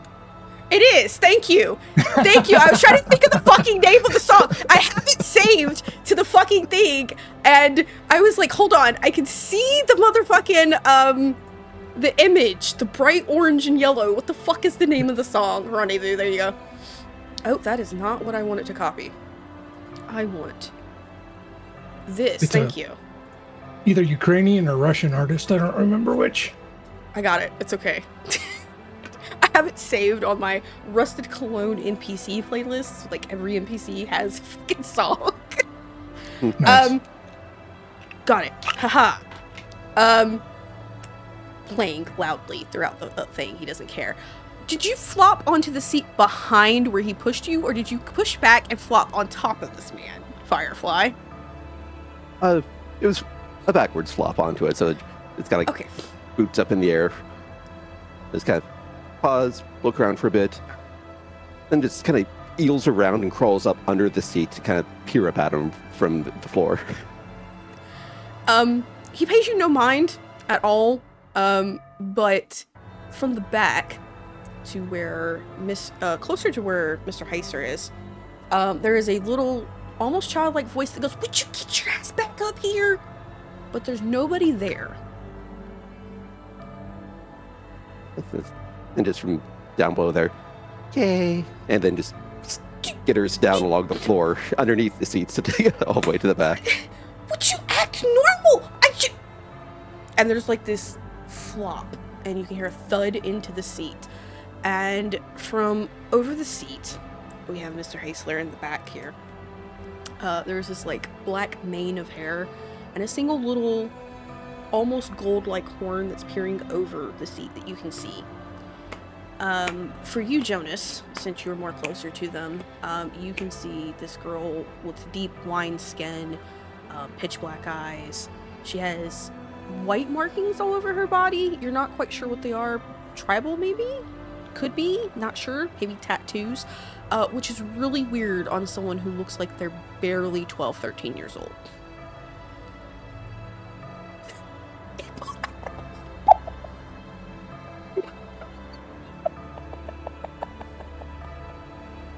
Oh, I pulled out my bottles. I love you. I gotta read these labels better before I start taking things.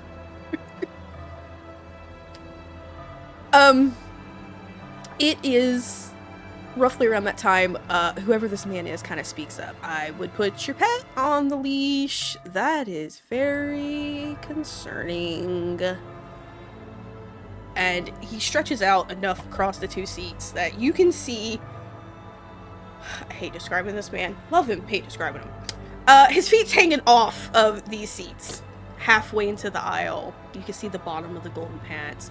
The most obnoxiously bright neon pink socks with wine alligator shoes just sitting there, tapping to the beat of the song. Nonchalant to everyone.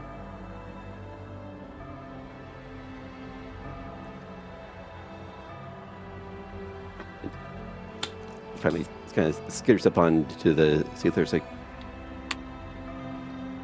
but Fuzzy Brother doesn't wear leash. He's talking about you. You're acting out of the masquerade. He's gonna kill you. Get over here. And just grabs you by the strings on your hoodie and yanks you down. Just doink. Yeah, so then just irk, hood, and then just poof, just vanishes from sight. She kind of just... I have that ability too, jackass! Get over here before we all get in trouble! You picked so much you cut out there entirely. She said, you're going to get us in trouble. I have that ability too, asshole. Get over here. And she's like, eventually this little 11, 12, 13-year-old is standing up in the aisle, kind of padding around, trying to find Firefly. And goes, Oh, she didn't move anywhere. She just vanished from sight. oh, smack directly to the face then. But just not meaning to. Very clearly not meaning to. It is a, I'm really trying to find where you are swing because I thought you moved. And just pop right in the face. So your sneaky boy ability kind of just completely vanishes. Yeah, so at that point she just kind of falls back into a seat and she's like just this tangle of limbs with a head like somewhere in the middle.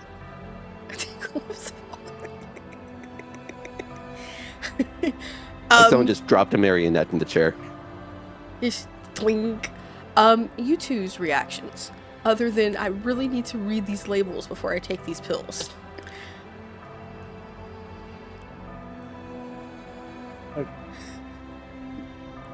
Just to spend a lot of time on the street, and that means dealing with lots of people who are unmedicated when they shouldn't be and medicated when they shouldn't be.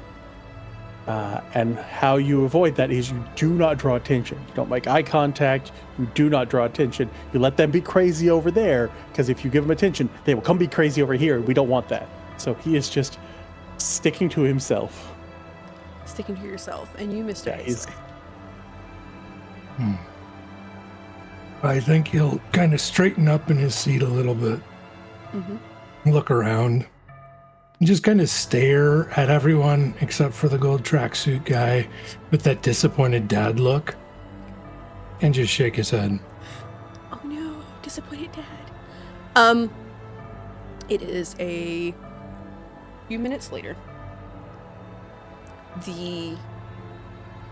What are they called? Oh, the people on the trains that come and bring snacks. God damn it. Anywho, you know what I'm talking about. Thank you. They come along.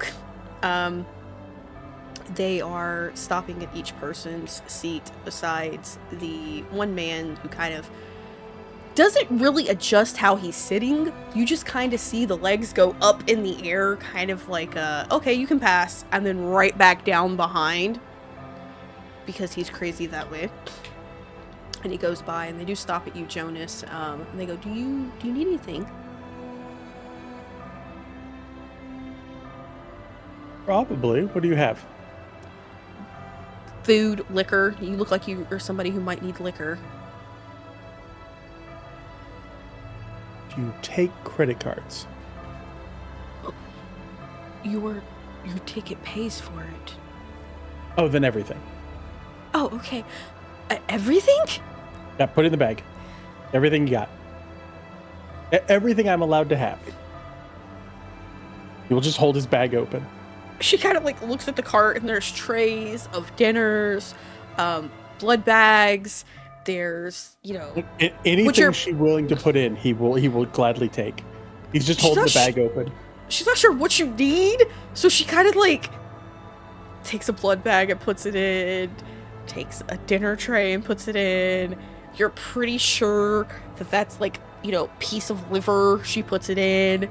And she's like, anything that somebody might need supernatural-wise, she puts it in with a very confused expression. Just, oh yeah, he's just like super thankful, and just holds the bag up until she stops putting things in the bag. A few,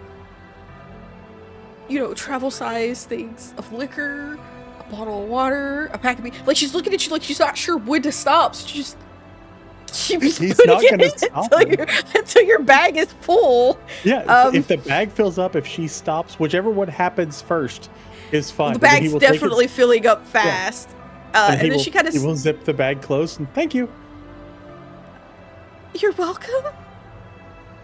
She turns and puts her hands on the cart and pushes forward. She goes, I'm not paid enough to deal with this. And she gets to Firefly and the person in her seat and goes, do you two need anything? Please don't say everything. Be very specific.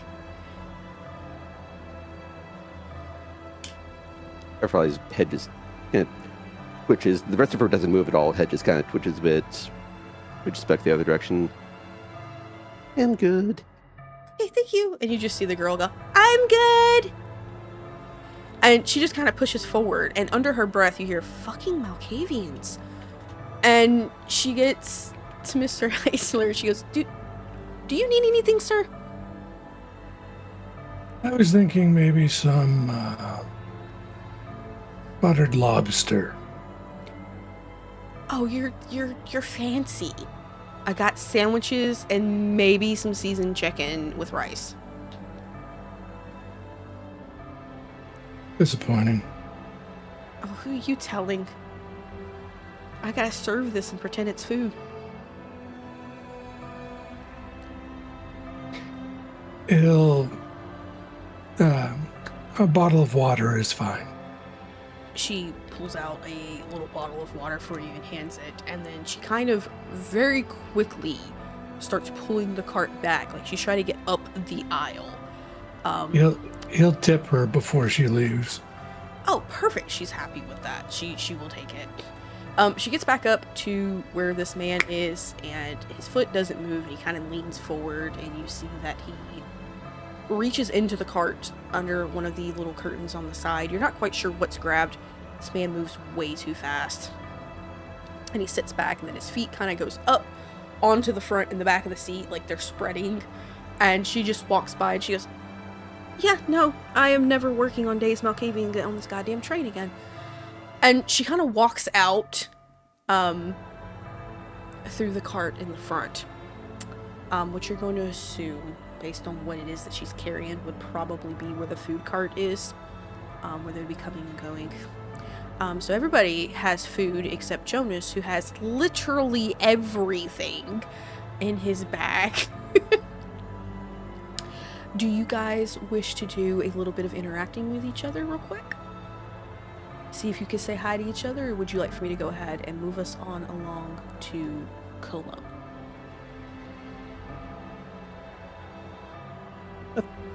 Firefly's kind of look over to her traveling companion there. It's like she's trying to be quiet, but I guess, it's loud enough that I'm pretty sure the others there can hear. It's like, what is special car? If have to be normal, then have to hide anyway. So why be normal when not need to? Because you need to get used to it. You don't know who's around. Anybody could hack into the cameras. Anybody could be, I don't know, on the roof of the train. Like, and she kind of like, you can see her eyes kind of tilt, like she's looking towards the front of the cart where that man is, and goes, and then you have people like us who can vanish and be here and you never know it. You have no idea if we're the only ones on this cart. And not all supernaturals get along with each other. Some of us would remember faces to kill later. Kind of looks down, looks thoughtful, then looks back up, and then just kind of stares very intently, using her. And she's gonna check to see if, well, is there anyone hidden? Let's say you're using what I believe you're using. Yep. So that is your wits and empathy at a difficulty 8. All right. That is Auspex or sight. To see if anybody There we go. lights up.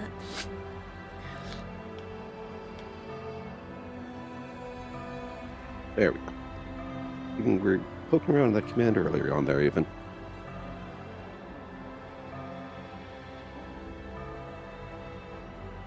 Ah, darn.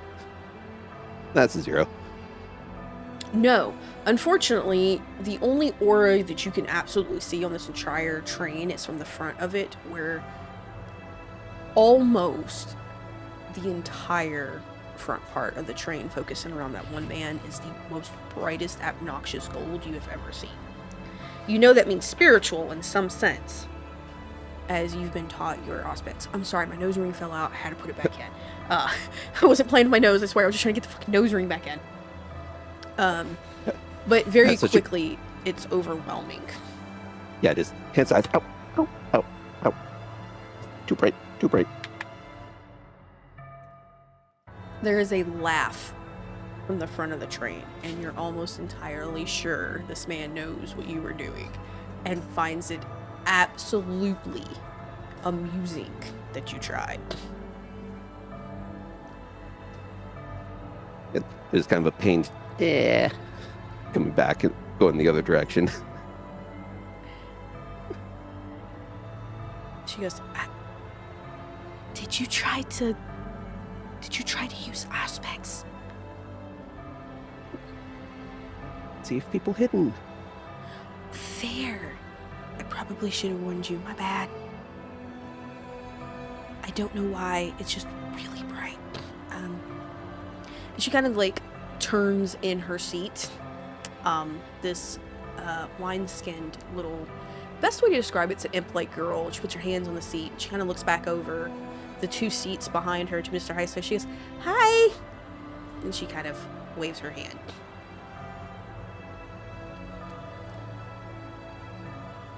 He gives a polite nod. It's nice to meet you. Your aura is really weird. Can I ask what you are? I don't mean to be rude. But it's sort of bothering me that it's a color I don't know. You can ask all you want. No one is obligated to ever answer you, child. Oh, I understand. You could just say you'd rather not tell me. I'm actually quite understanding despite the fact I look like I can.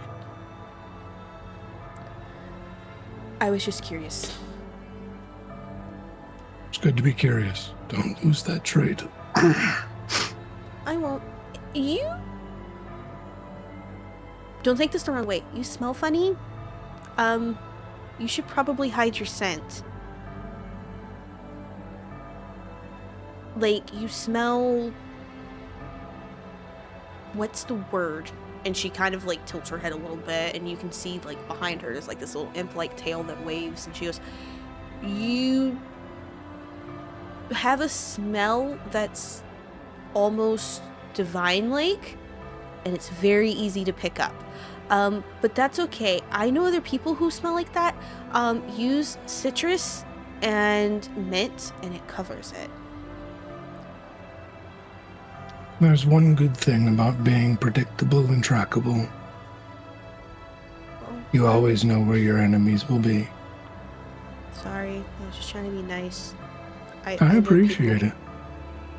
I know people who hunt things that smell like that. Okay. So do I. She kind of turns around and sits back down, and there's this slight lean over to Firefly, and she goes, I wouldn't trust that guy.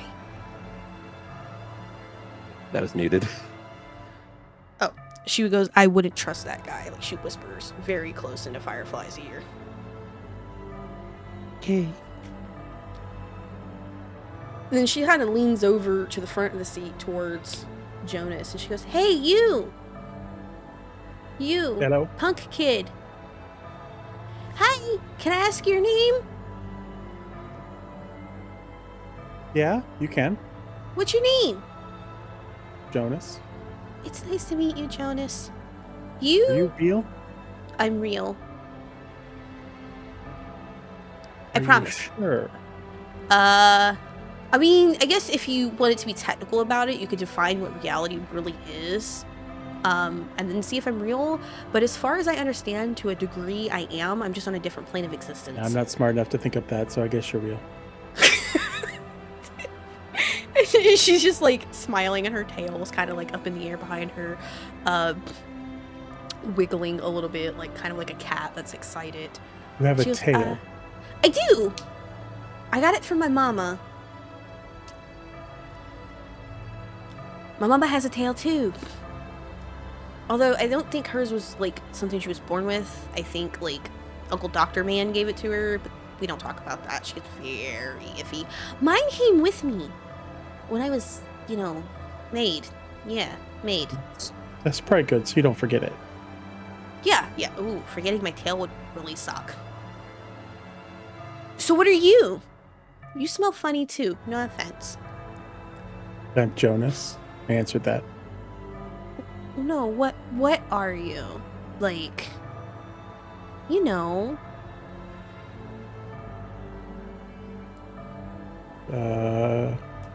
can just say you don't want to tell me, and that's fine. I understand. Sagittarius? The fuck's a Sagittarius? She like looks around at Firefly. Quick, translate. What's that? Our thingy? The fuck I is a star remember never- thingy? Wait! And she kind of looks back over. She goes, wait, are you like the seers that can like read the stars and stuff? Or are you like the ones that read cards? Never mind, stars. Definitely stars. The fuck's a Sagittarius? She's like pulling out her phone, and you could like tap tap tap tap tap tap tap tap tap. Like she's rapidly trying to figure out what the fuck a Sagittarius is. Oh, okay, cool. I'm an Aries. I don't want to be a lion. They suck. She kind of like sits down and thuds into the seat.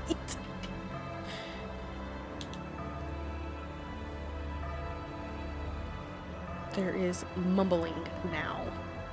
Very clearly she is, because it is 2025 and the age of AI Google bullshit, has mixed up her things very bad. Yeah, he's about to correct her on Go ahead. Not a lion. Aries isn't a lion. The fuck it says right here, lion. Aries is lion. Well, that's wrong. What the fuck? Oh, Aries She is gotta, lying. Lying? Oh, it's a lying lion. I love it. A lying That's like lion. a goat or something like that. A goat? That makes Yeah. sense. I am kind of hard-headed. It's got horns for things. She's like this little cackling gremlin when she makes that. The crickets are going off in the feeder container, and it is pissing me off. I'm really sorry. Oh, I'm very glad I cannot hear them.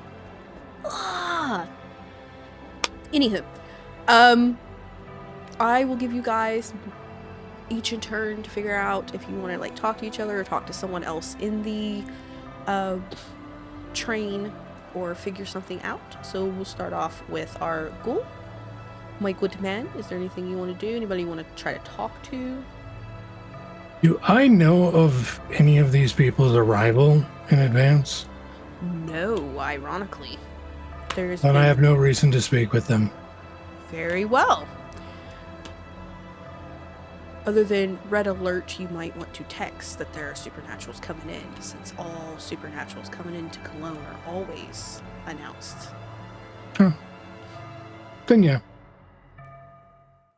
I'll text Willow and say alert for her to alert the boss.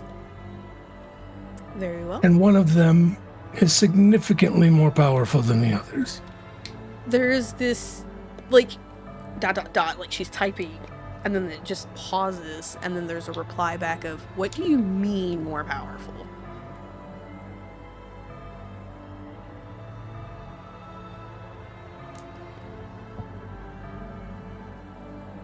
You'll know it when you see it.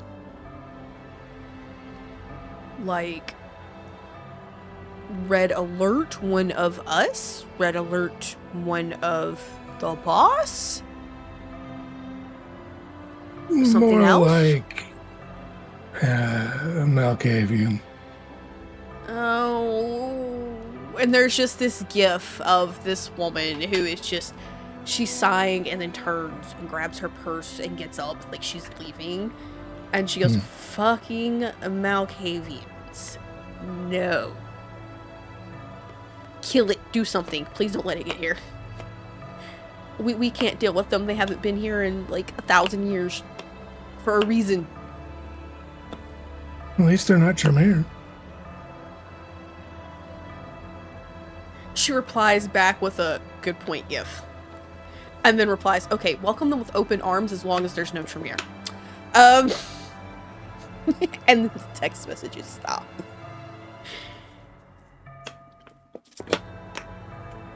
Jonas, you have anything you wish to say, talk, and or do?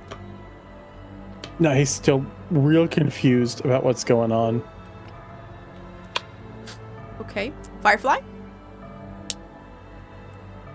She's kind of twisting around, kind of trying to untangle herself and actually sit like a person again. It takes a little bit of effort.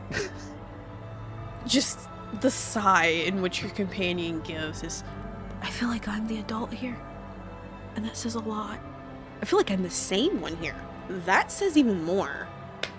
Firefly, come on. Trying nothing it right.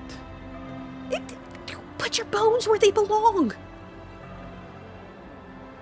Kind of this little cracking sound as she kind of waves her arms, and eventually they kind of relocate properly. You're worse than third. You know this, right?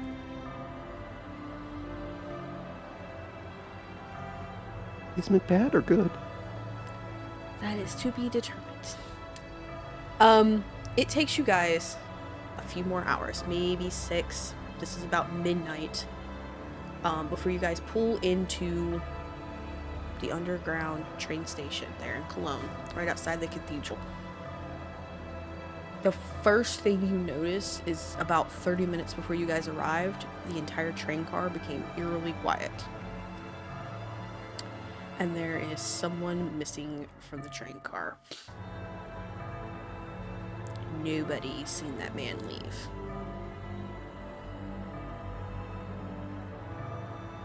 Isn't there a lack of golden pants? There is a lack of golden pants and music. Yeah.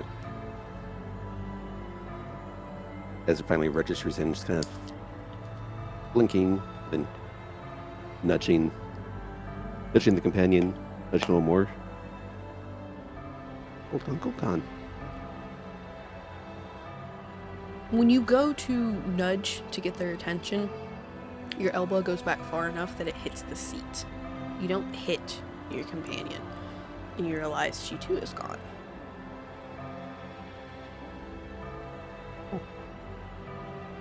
And all right, at this point, she's just kind of springs up. She's perched on the back of the seat, and she is looking all over the place.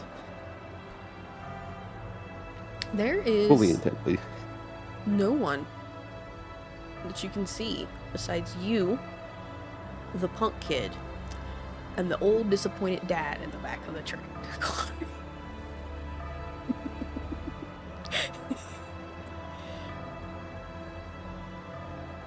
Firefly, you are alone.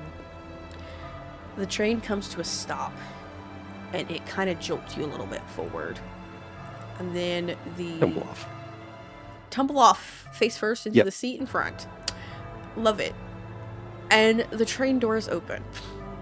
Can everybody, my dear sweetness, you can pick between awareness or alertness, but roll perception and it at a difficulty 6, please.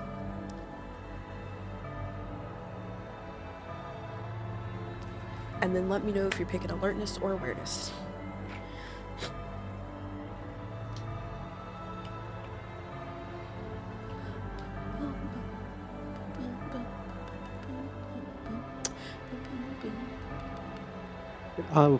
Would attentive be a useful specialization?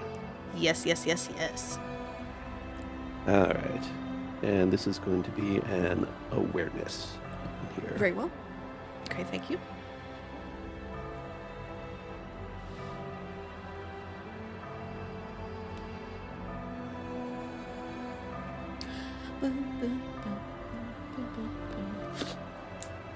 Jesus Christ. I see everything. Apparently all three of you see everything. Thanks. No, that makes sense. So I'm gonna take into y'all's I was using backgrounds. alertness, not awareness. Got you. So then we'll start with Awareness is not on my sheet, so it's alertness. Got you. That's right. Favorite, Yeah, don't for you, have it. yeah, Got you. combined.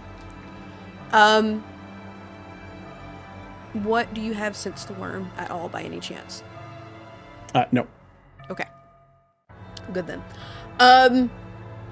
We're gonna start with our ghoul, our ghoul, and then go up.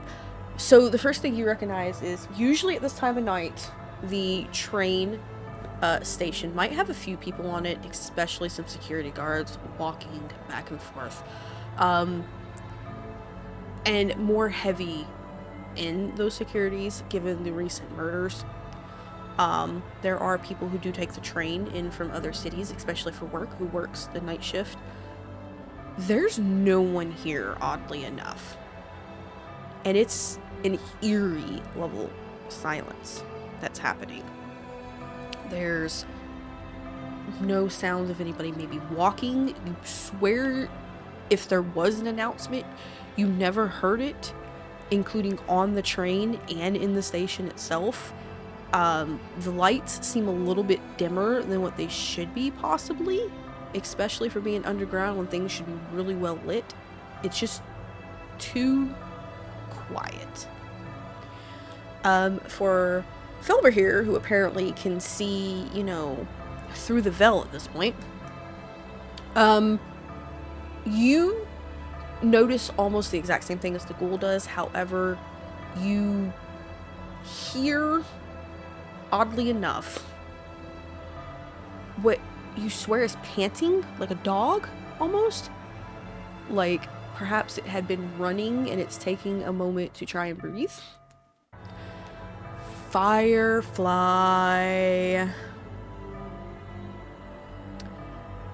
With your awareness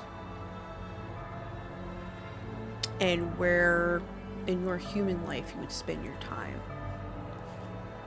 you can feel the sense that there is something stalking about. Not on this side, but on the other side. You got this feeling when you would have visited Central Park when you were sent on errands, and you can't shake it. No matter what you do, everything in you, including your beast, is don't get off. Don't get off. Don't get off. Stay on. As long as you're on, you're safe. Yeah, so she is just obfuscate and is underneath the seat, staring out over at the exit there. Oof and open. What do you other two do? After you, good sir. I mean, Jonas is like put his backpack on, but he is just kind of. He knows there's something going on, but doesn't have any idea what it is. He's waiting for, if stuff happens, he's gonna look for an opportunity to run, because that's how you survive. True. So he's just like clambering to his feet and got his backpack, and he is just ready to bolt in the opposite direction of whatever danger is there. Okay. And you, Ghoul Boy.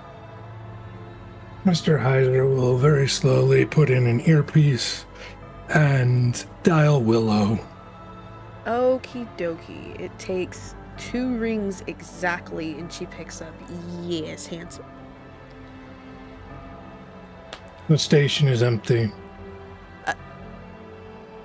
Empty? We just sent people down there to pick you up. Well, then they're gone. Okay, I'm on my way. And it's a click. I need the 3 of you to roll Dex and Athletics to dodge. Your difficulty will be a 6. Your dodging dictates how much damage comes next. How does cat-like reflexes play a role? It works, yes. Yes, it does. I would say same thing for bonus grace. Yes, it does. I'm not sure-footed though. You're what? I'm sure-footed, which doesn't seem like it would help with dodging. So No, that's definitely for bracing though, so we love that. still 7 dice. I'm okay with that. You said difficulty what? 6.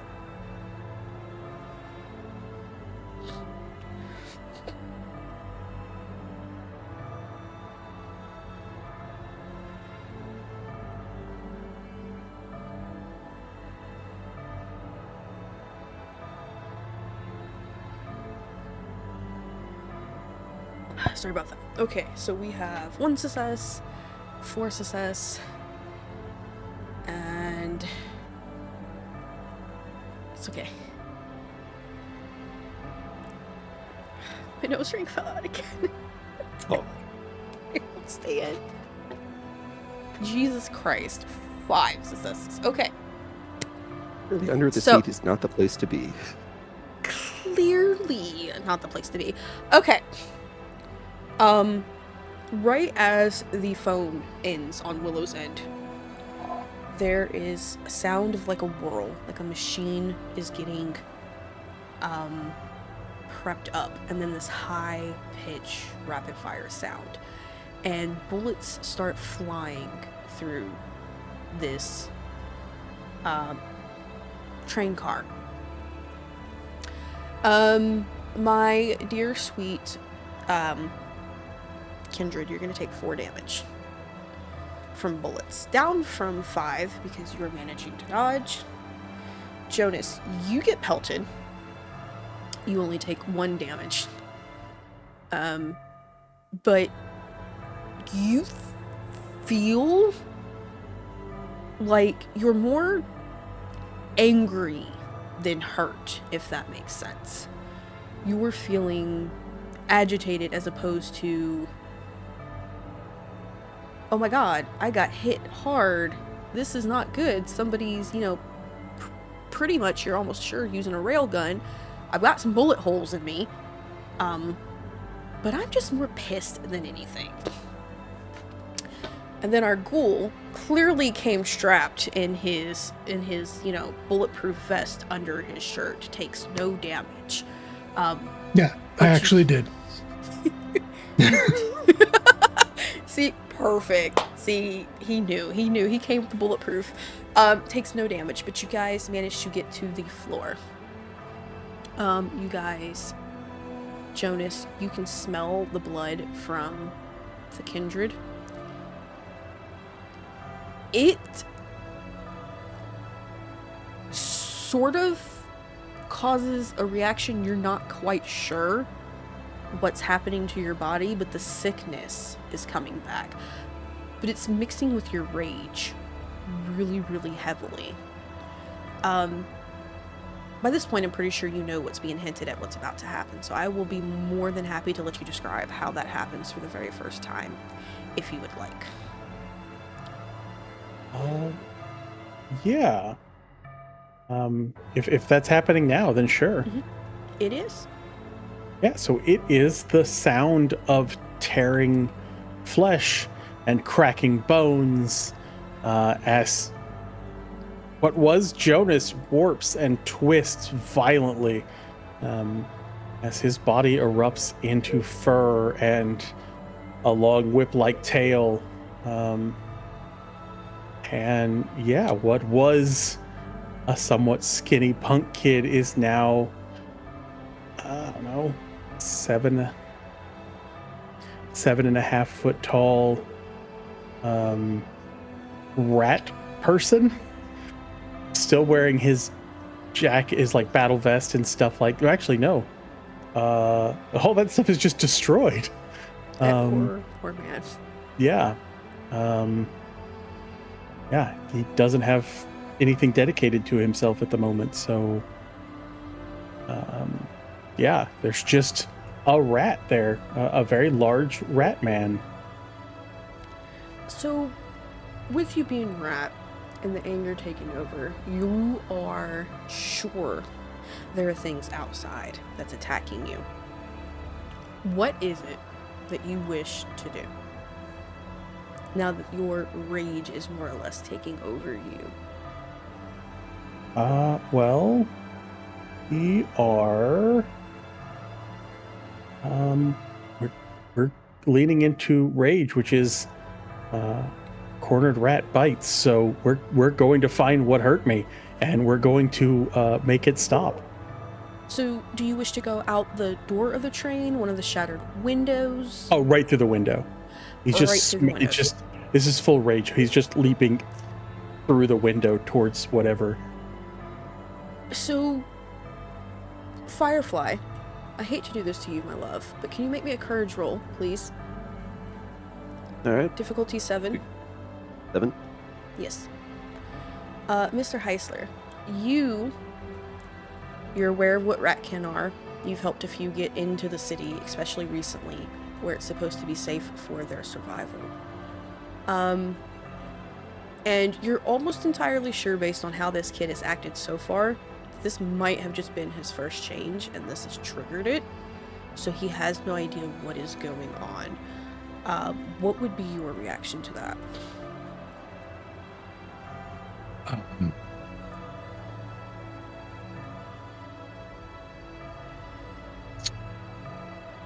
Probably just making a mental note that it's not his fault, and he needs to know that. Okay. Firefly, seeing the giant rat, you can almost feel a panic start to kick in. A raw, survival-only, beast-like panic, but you're able to swallow it down. Thankfully, due to the fact that you have so many personalities in your head. And you all combat it together. But you recall your friend once described to you that she had seen a wolf and it caused something similar, and she has warned you be careful of Feyre or any of the changers, the shifters, because if they enter certain forms, they can cause a kindred to panic and you will lose yourself. You have expressed previously to her that that's the last thing that you want, is to lose yourself. And you get the words in your head of, as long as you promise you can control yourself and show me that, I'll bring them to you one day to see you, so you don't lose them. And it's that much that makes you swallow your beast down and keeps you from raging out.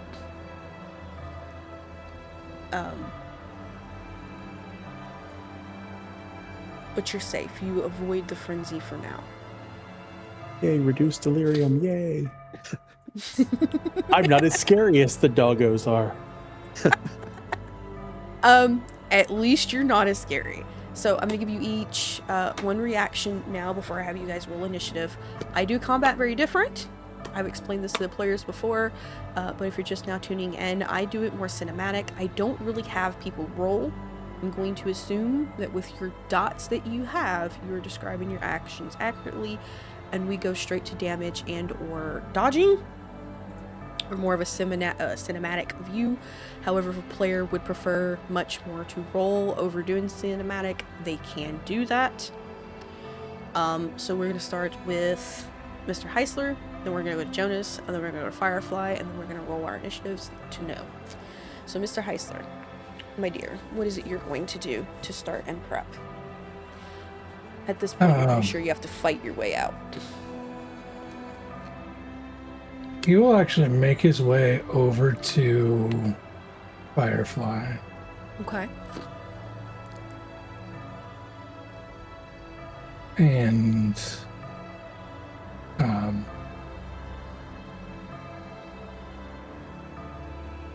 heal the poor thing. Heal the poor thing? I didn't mean the mic, my bad. Go ahead and describe how about you're going to do that. He'll like reach over and utter what sounds to the untrained ear as like a prayer of, dedication of some sort. And a soft, gentle light will just extend from his hand and coat Firefly. Okay. How much are you going to heal for? I believe I know what you're using. Yeah, I'm having trouble finding it in my book, so I am looking on the net right now. So skip me, and I'll let you know when I find it. Okay, got you. Down to Jonas, my dear. You are out. You see what is described. Oh, this is going to be rather icky. It is. Hold on, I'll picture up. You see two creatures is the best way to describe it. They're on all fours. You could assume that they are once upon a time should have been dogs. They're very mutated. Their mouth seems almost the bottom jaw seems almost dislocated. Their fingers on the front of what should be their hands look twisted and cracked almost, like they're bent the wrong way. Their nails look far more talons than they should anything else. Their back feet look almost hoof-like, and they look at you. And behind them is this very tall, pitch black werewolf ? You assume? Almost looked mange-like, has this oddly green glowing symbol between their eyes that almost looks like somebody has made a spiral-like mark. And from their mouth, they are foaming a slight green. In their arms, they have, very clearly, a railgun. Well, with his first change, doesn't know exactly what he's doing here, but he does have kind of the instinctive gifts that he has because of this, and one of those is city running, which he's going to activate, which means he now climbs and crawls along walls at the same speed he would normally move. So he is just ignoring the floor to attack. He's just kind of running towards whatever is close, but he is like skittering along the wall towards them as this giant rat man. And he's going to attack whatever the closest thing is. Probably one of the dogs then, the close things.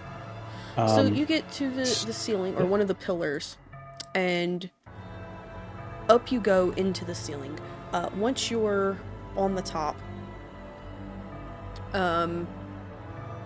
you get over the three of them, and you see the werewolf aim up at you with the railgun. And about that point in time, you drop down on top of him. You do have an extra die for one roll tonight. Up to you when you use it from Artemis. You also recover one Gnosis point from your one used for an auto change in... Cool. They're spending rage because of using my ability. But then... yeah, we're going to use that extra dice for just attacking all out. We don't have any kind of subtlety at this point. We're full in rage mode, so... Okay. One single hit. Go ahead and roll... Going with... pretty much biting, yes. Yeah, biting. Cause slightly better damage, but biting. Okay. So Dex and Brawl! Yay! Dex and Brawl. You can choose to roll, or you can declare what your total top combo dots are for it, and we'll go cinematic. Completely up to you. 10 dice is my total dice pool. Oh, you can absolutely get a bite from him. Cool. Then that is 4 ag. 4 ag? So yeah. You latch onto him, onto the arm, and the railgun starts going off. However, in your drop down on him and biting, the railgun goes off target. It hits the top of the train. Those bullets do ricochet and start falling over Firefly and Mr. Heisler, and hit the ground with a tink. And it's still going off as this creature tries to shake you off of him. It too... And he's just like lockjaw on this arm. He's not letting go. He too has a 10 dice pool, and he too will bite you back, just to make a point of you can't bite him. I'm gonna go over to Firefly and Mr. Heisler real quick, and let them finish up their scene, and then we will continue on. I'll let you know your damage here in a moment. Firefly would have recovered 3 levels. Okay, so Firefly, you heal 3 levels of that terrible damage.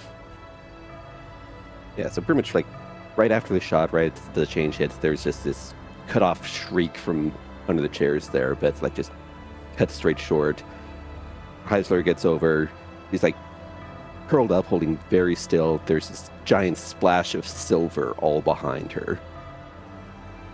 And she's trying to focus. She's trying to force herself to heal during the situation out there. And then Heisler's glow comes in and she just stops, pats herself as the hole that was torn through her just seals up, and just stares, blinks. Like,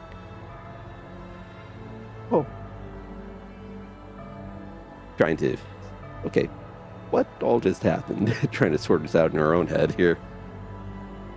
Mr. Heisler, you do notice something odd, that this sweet kindred, poor baby kindred, has silver blood that is now splattered all over the train car. Up until this point, the only thing you've seen with silver blood are those infected with whatever this mystery plague is.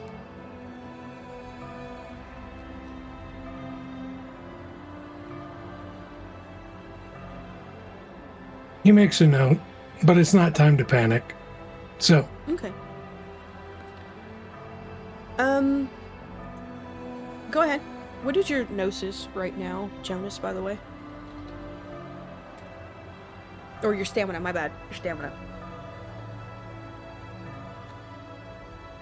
3. Let me see, do I get a bonus? I do. 5.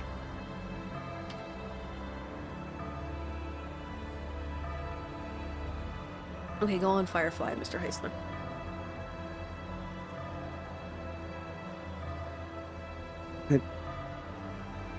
Does kind of bobs her head at him and starts kind of scrapping her way out from under the chairs where she can actually move again. And it's like, run time? And obfuscates again. You'll have to fight your way out. And just the very cold spot of the air in front of him there's not good at fighting.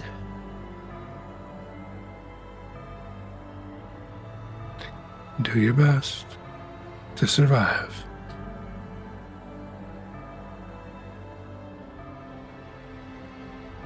At this point, I need everybody to roll initiative. That's your dex and your wits, plus a d10. Or if you're using the bot, you can simply find the, I think it's roll initiative. Dice initiative. Yep, dice initiative. And then just put in the total dots for your dex and your wits. Before I continue, is there anybody here who wants to do rolling for all of your attacks, or do you guys all want to do cinematic like combat?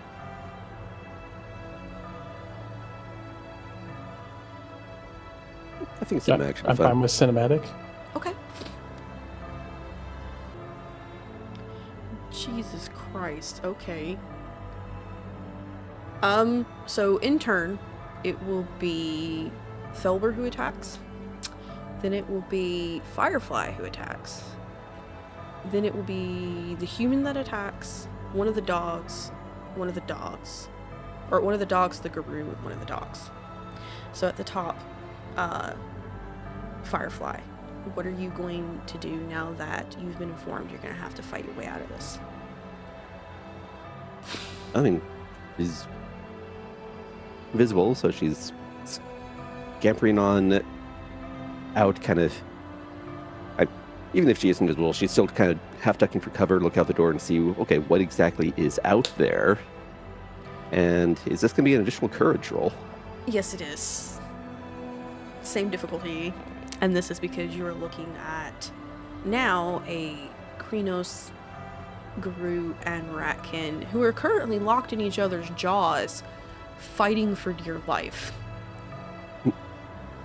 By the way, that is 4 ag damage from the bite, and the poison from the spit on its maw prevents you from any regeneration for 5 hours.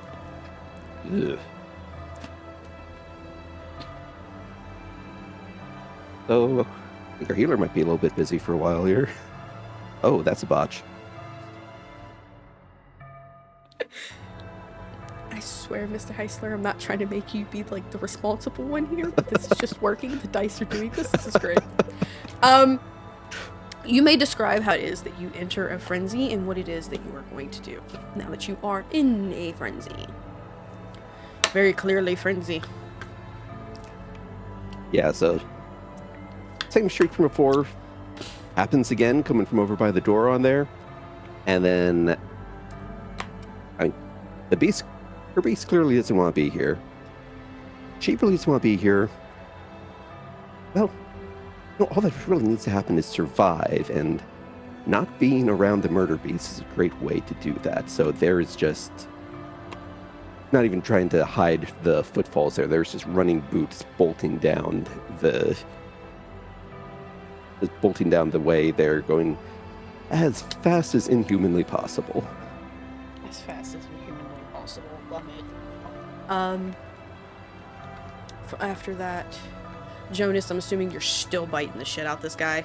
Oh yeah, we're in first change rage, so First change rage. yeah, it's 10. just bite. It's another bite. Actually, let me roll. Because I'm pretty sure that is... Oopsie.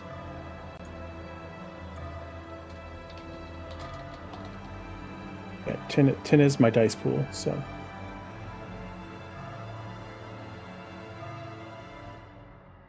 I just realized I'm rolling where you guys can see I'm supposed to be rolling in the storyteller section, so I'm stupid.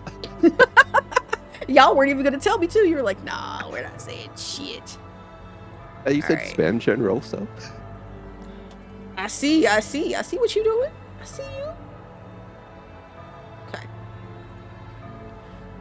So you bite down, crunch in, and you hear, you do more damage to it. It's still standing. You're not quite sure how, but it is. And that kind of really just pisses you off even more. Who the fuck's car is going off? Anywho.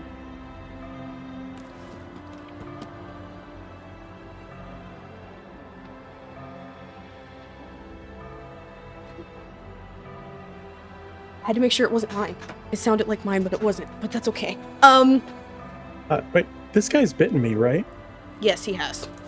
Which means he has, probably has some of my blood in his system, right? Yes and no, but there's in its mouth. Okay. Go ahead. Because if he drinks my blood at all, that is, what is my current rage? Mm-hmm.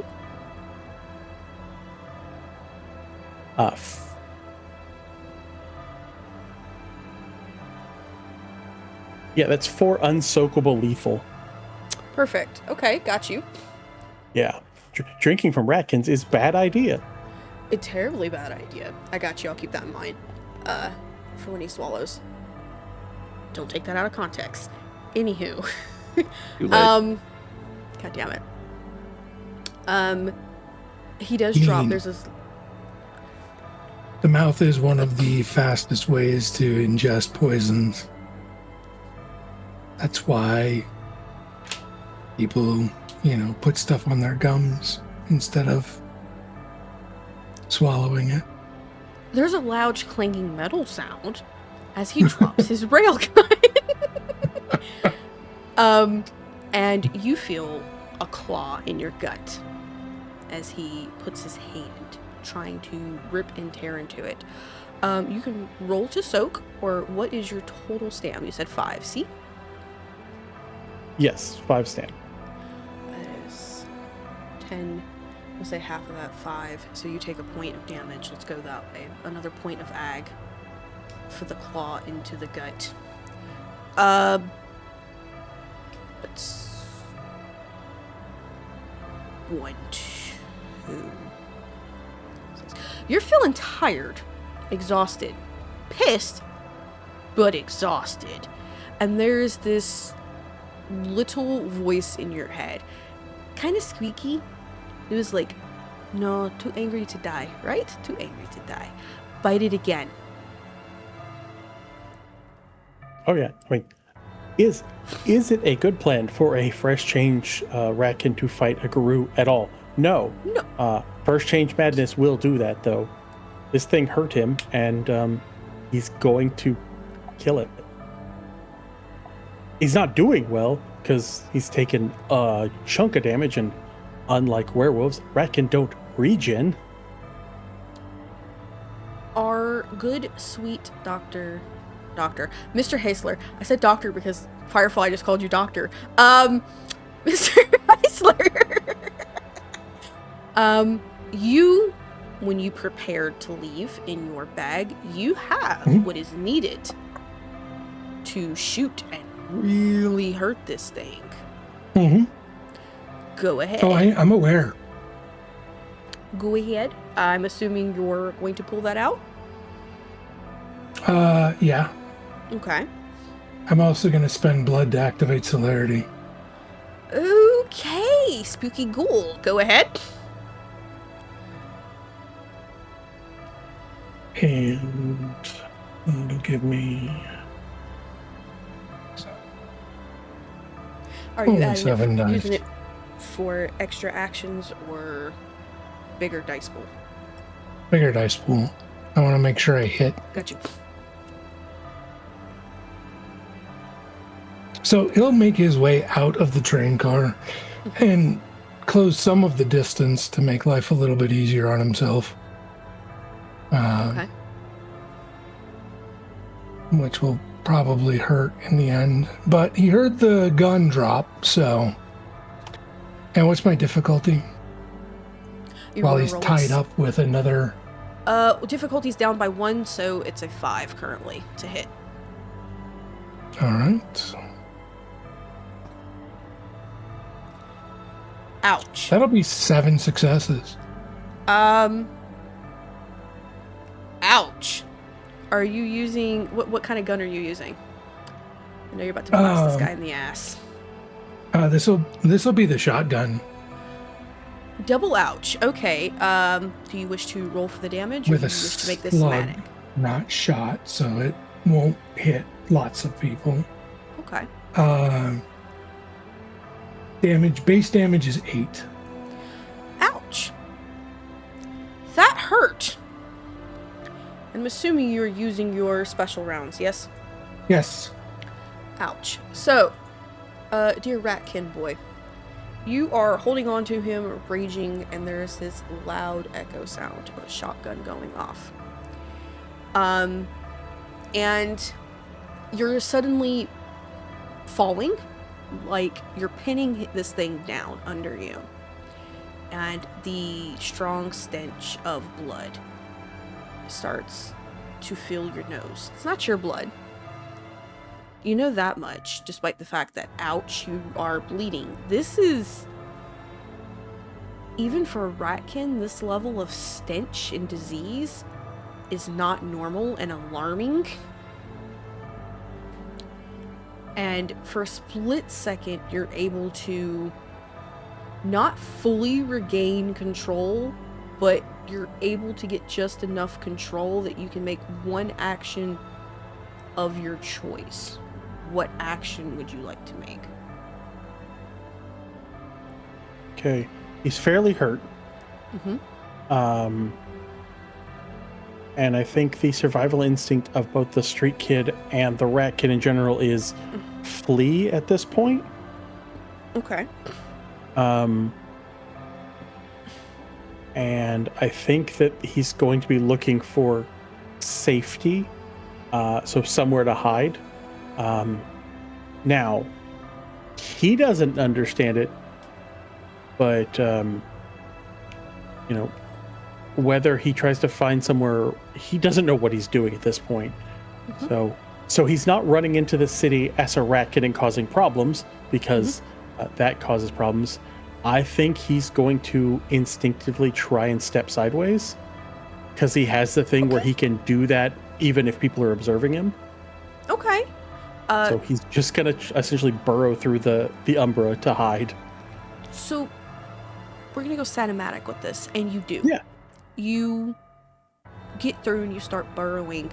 You've never been on this side before, but you kind of feel safety here. You feel like, okay, maybe no one can see me. The world really does twist and turn. And you're suddenly standing on the ceiling. The bodies are gone. The people are gone. The dog is gone. The train is gone. But you can hear footsteps on the floor that's above you, like someone is walking, heavy boots, running, tap, tap, tap, tap, tap. And they're trying to get far away. But no matter what, they're close at the same time. Kind of that echo of no matter how far they run, they can't seem to get away. And Mr. Heisler, back on the other side, you know that you've seen, at this point, Willow do it 1,000 times. You've seen other Feyre do it, that you've helped, that you've had to hunt. You know the boy has sidestepped and has gone into the Umbra. So, not necessarily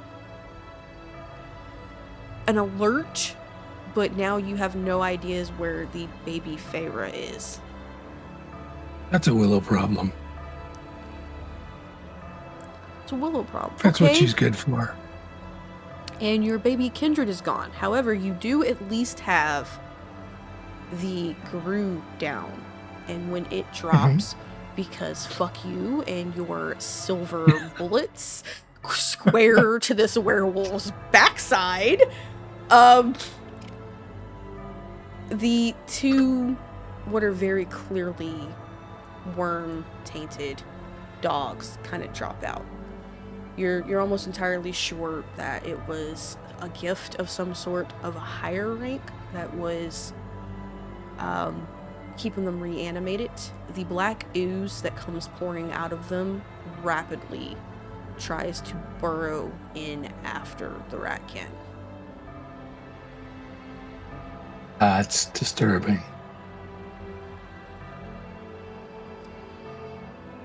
But I'm not familiar with this ooze, am I?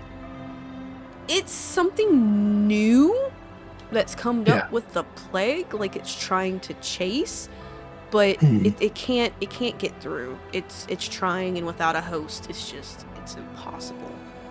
Gotcha. Rumors of possibly being able to use silver and or fire to destroy it. But you also know that there's a kindred around somewhere who has vanished and ran. So I've heard the bootsteps. She was not silent. Firefly, my dear, how far have you gotten away? Well, I'd say probably instinctively boosting dexterity on there as well. So, I mean, 5 dots of dex in a blind panic. Okay, let's say you've gotten maybe at that point with your fast ass, 60 to 90 feet back going in towards the tunnel, as if you are going to run it back to wherever it is that you came from, after you hear the echoing shotgun and then silence from the other end. Your frenzy doesn't stop, but you kind of pause to listen for a second, and there's nothing.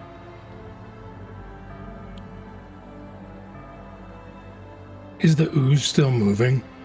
It is, in fact, moving like it's trying to burrow after the Feyre. It has no I will load a intention of going dragon's towards breath round you. Okay. and get rid of it. Shoot fire, it sparks, and you hear a screeching like sound, almost like it's making it, and then it burns up into ash, and then the ash fades away into what can only be described as red dust-like sand. That's enough from all of you. Disappointed dad, I love it. Boom, fire, scream. I think she's running again. Yep, there is another gunfire, and make me a willpower roll. At this point, you're quite far away. We're gonna go difficulty 6.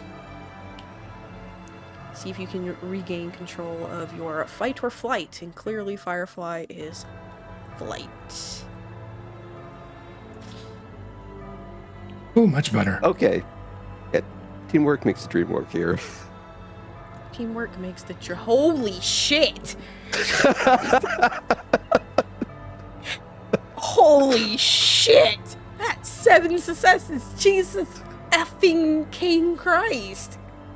Okie dokie. No, so you managed to Most pull adults yourself team back up. in. Jesus, you pull yourself back in. Enough conscious to know that you're running into the dark, which probably isn't a good idea considering... Fucking nose ring fell out again. Considering... I'm just gonna get a new one. This one's pissing me off. That isolation is not the best. You have seen this where you're from. You've seen what happens when isolation takes place. Instinct says you should probably go back. Do you? Or do you wish to stay where you're at? Well, so there's kind of this, back of her mind, there's this little murmur going on, a little conversation happening between a couple of different entities back there, but Firefly does slow, stop, and went down the tunnel each way, and she does make her way back, but she's actually being careful this time, moving actually making full use of herself this time.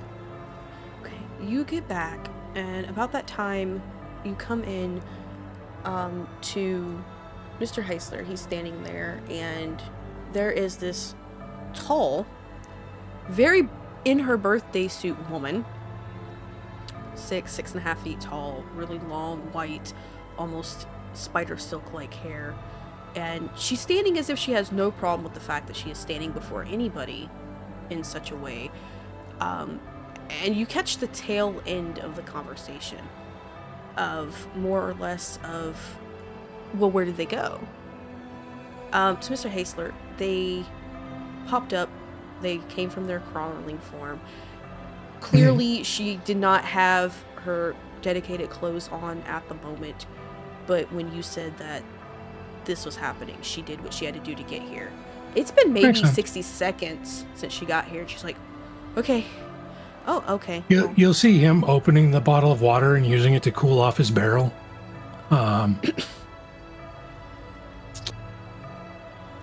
And then sliding it back under his trench coat. Okay, so you had to use the gun. And she kind of like looks down at the fact. She goes, oh, great.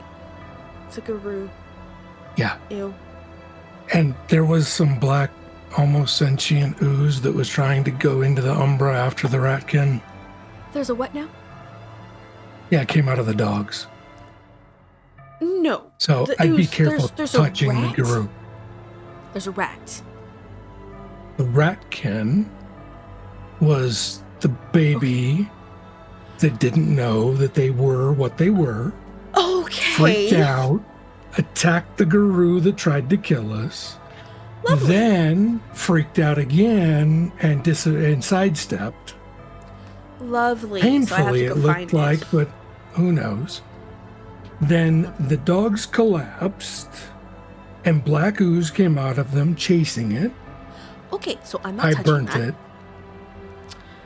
But yeah, so be careful when touching the guru. I think it's all connected to him, because the dogs collapsed when he collapsed. Or it collapsed. Okay, just to be sure, I'm going to ask you to double tap them, just to make sure, because I don't want to do that. I'm going to... Anywho, and she kind of stops and she turns back and she looks at the kindred that has suddenly walked up. And she like looks up and looks down and just... She leans over to Mr. Heisler. Do I need to kill it? No, Are you sure? she's confused, but she's Okay. just Malkavian. Oh.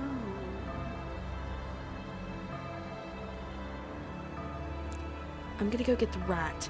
The squad's Yeah, on he's the very way. hurt. Lovely. Be aware. So I might get bit. Not the first time I've had a rat nibble on my boobie. Won't be the last time. Anywho, they're actually really fun for... Oh, I gotta focus on working. Never mind. Too much information. And you'll see him had a fun. pull out his pistol and just double tap the dogs. Okay. One of them actually does yelp when you shoot it. It was very much still alive. Oh god. So it's really good that there was Poor a double doggos. tap. She is going to sidestep and go after Jonas, leaving Firefly and Mr. Haisler alone. My dear rat, you are hurt. You are probably he is curled just like, up. yeah, he's just curled up in a ball. Are you still very in confused. your Krynos form, or have you swapped back to Um, Homid? I allow any form within the Umbra. It is literally player's choice. If you can sidestep, I'm assuming you know how to take care of yourself in any form there. He has probably reverted back to Hamid because Mhm. that's his birth form. That's what he feels the most comfortable. So as he's calming down, that is,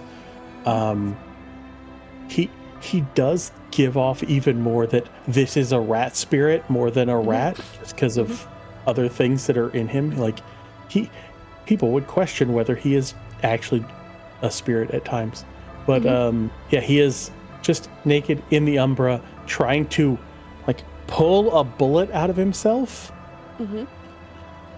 because he's just So- bleeding. He can't heal. It takes a little bit. Luckily for you, she actually has natural affinity for spirits. This makes this a whole lot easier. I don't have to roll since you pop more spirit than animal. Eventually you're gonna see this really tall birthday suit woman walk around, and then she kind of like crosses at her ankles and drops down to like a squat.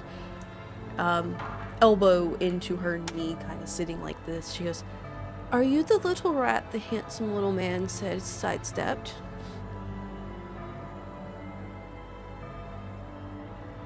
I don't know what any of that means. Oh, you sweet summer child. You really are new, aren't you? We're like the third person to say that. Oh, you're so cute. Do you want me to help you get the bullets out and heal?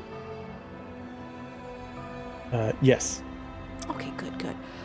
She has really no regard to anything. She literally just sticks her fingers into these wounds and twists and pulls them out. She does heal you. She is going to use her mother's touch. And Yeah, I mean, Jonas has the ability, but at the moment does not know what he's doing, so... Fuck you, apparently 10 levels of health she heals.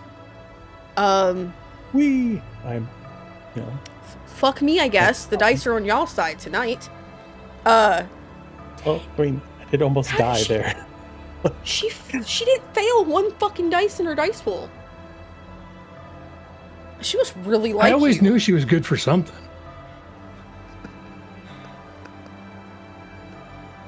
I was like mauled on my health checker from that guy. So, couldn't stand toe to toe with Guru. It's not where I should be. due to the regeneration, I'm gonna cut that down to 5 so that you get up, because technically you're not supposed to be able to regenerate at all, but fuck you, I'm a storyteller, I do what I want. And you get up plus 5. Then she kind of holds her arms out to you, oddly mother-like, kind of like, come on, come hug, I'm gonna help you. He's a little weirded out because he is standing on the ceiling of a place that looks weird, naked, and there's a weird lady who just stuck her hand inside him to pull bullets out. Also, this is weird. She goes, it's okay. I'm going to take you back to the other side, because you're new, and I don't think you know what you just did. And then I'm going to get the other rats to explain things to you. They probably will, they probably won't. It doesn't matter. I'll beat them until they do, because you have to learn. And we have to fix things. So you're going to come to me. I'm going to carry you to the other side. You're not going to ask any questions about anything that happens. We're going to get you nice and tucked in for the night, okay? Okay. Okay. See, you are such a good little boy. And she kind of like scratches the top of your head. Kind of like you're a dog or a pet, perhaps. She goes, see, some ovids are very smart. And she quite literally cradles you into her chest. Like she is a very inappropriate type mother.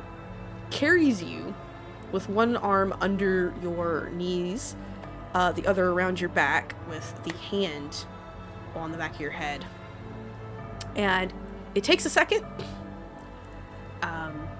She swaps into what can only be described as a horrifying nest of thousands of spiders. Carries you over back into the subway, where you are laid naked before Mr. Haisler and Firefly. She goes, I found him. I healed him too. He was a hurt little boy. Kaiser will very cinematically appropriately drop the backpack right so it covers his crotch, Jonas's crotch, and save him a little bit of exposure. Like that part doesn't seem to be bothering. He's more concerned with like he's covered in blood. He doesn't know what's going on. He was just covered in spiders. That's also really weird. Yeah, but he's got his backpack of snacks back. Yeah, it's like digging out like his one other set of clothing from the bag of his bottom of his bag. It is roughly that point in time where Mr. Heisler would be accustomed to the sheriff possibly showing up. However, this time it is someone different. You have not seen this person before. It looks to be, so for reference for the players, it is in the important NPCs. This would be the second image, and this would be the Ace of the Swords. It appears to be a woman in chainmail and draped silvery. Walks in. She has this massive blade on her back. Her arms are crossed under her chest. You can hear a clank of the metal. And she goes, my first job, and I get to come clean up your mess. I hope there's a good reason as to why people have caused a scene and nobody has stopped the humans from the front of the train seeing anything. With that is where tonight's episode ends. We have gone through the first month here of chapter 1. I'm going to pull my players into a side check. We're going to discuss bleed, if anybody has anything, any questions or concerns that happened during the time that they need clarifications. Then we're going to deal with our experience. For everybody else who is tuning in with us or has just tuned in with us for the first time, we were so happy to have you. We hope that you enjoyed it. This is a once monthly chronicle that is happening. This will end up being on our YouTube within the next 3 weeks. Our editor, bless his heart, is the sweetest person in the world at doing that. So if you are just now seeing this on YouTube, hi!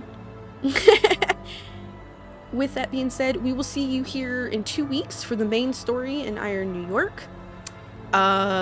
If you're not already a member of the Discord, I would recommend joining. We're hosting a fuck ton of one-shots because I have no self-control and I like running games, apparently. There's also a lot of public roleplay you could do if that's your thing. There is a play-by-post for this very chronicle that'll be opening up within the next 2 weeks. We are still looking for humans, ghouls, and kindred. Possibly another Pharaoh of some sort, so you guys will be able to play along the story here. And if there are any players at any point in time that would like to do the play-by-post, you guys are more than welcome to peek in, say hi to players, set things up, so on and so forth. But with that being said, I'm going to go make sure my players are okay, and I hope to see you guys next time. Bye, everybody! Bye. Bye. Bye.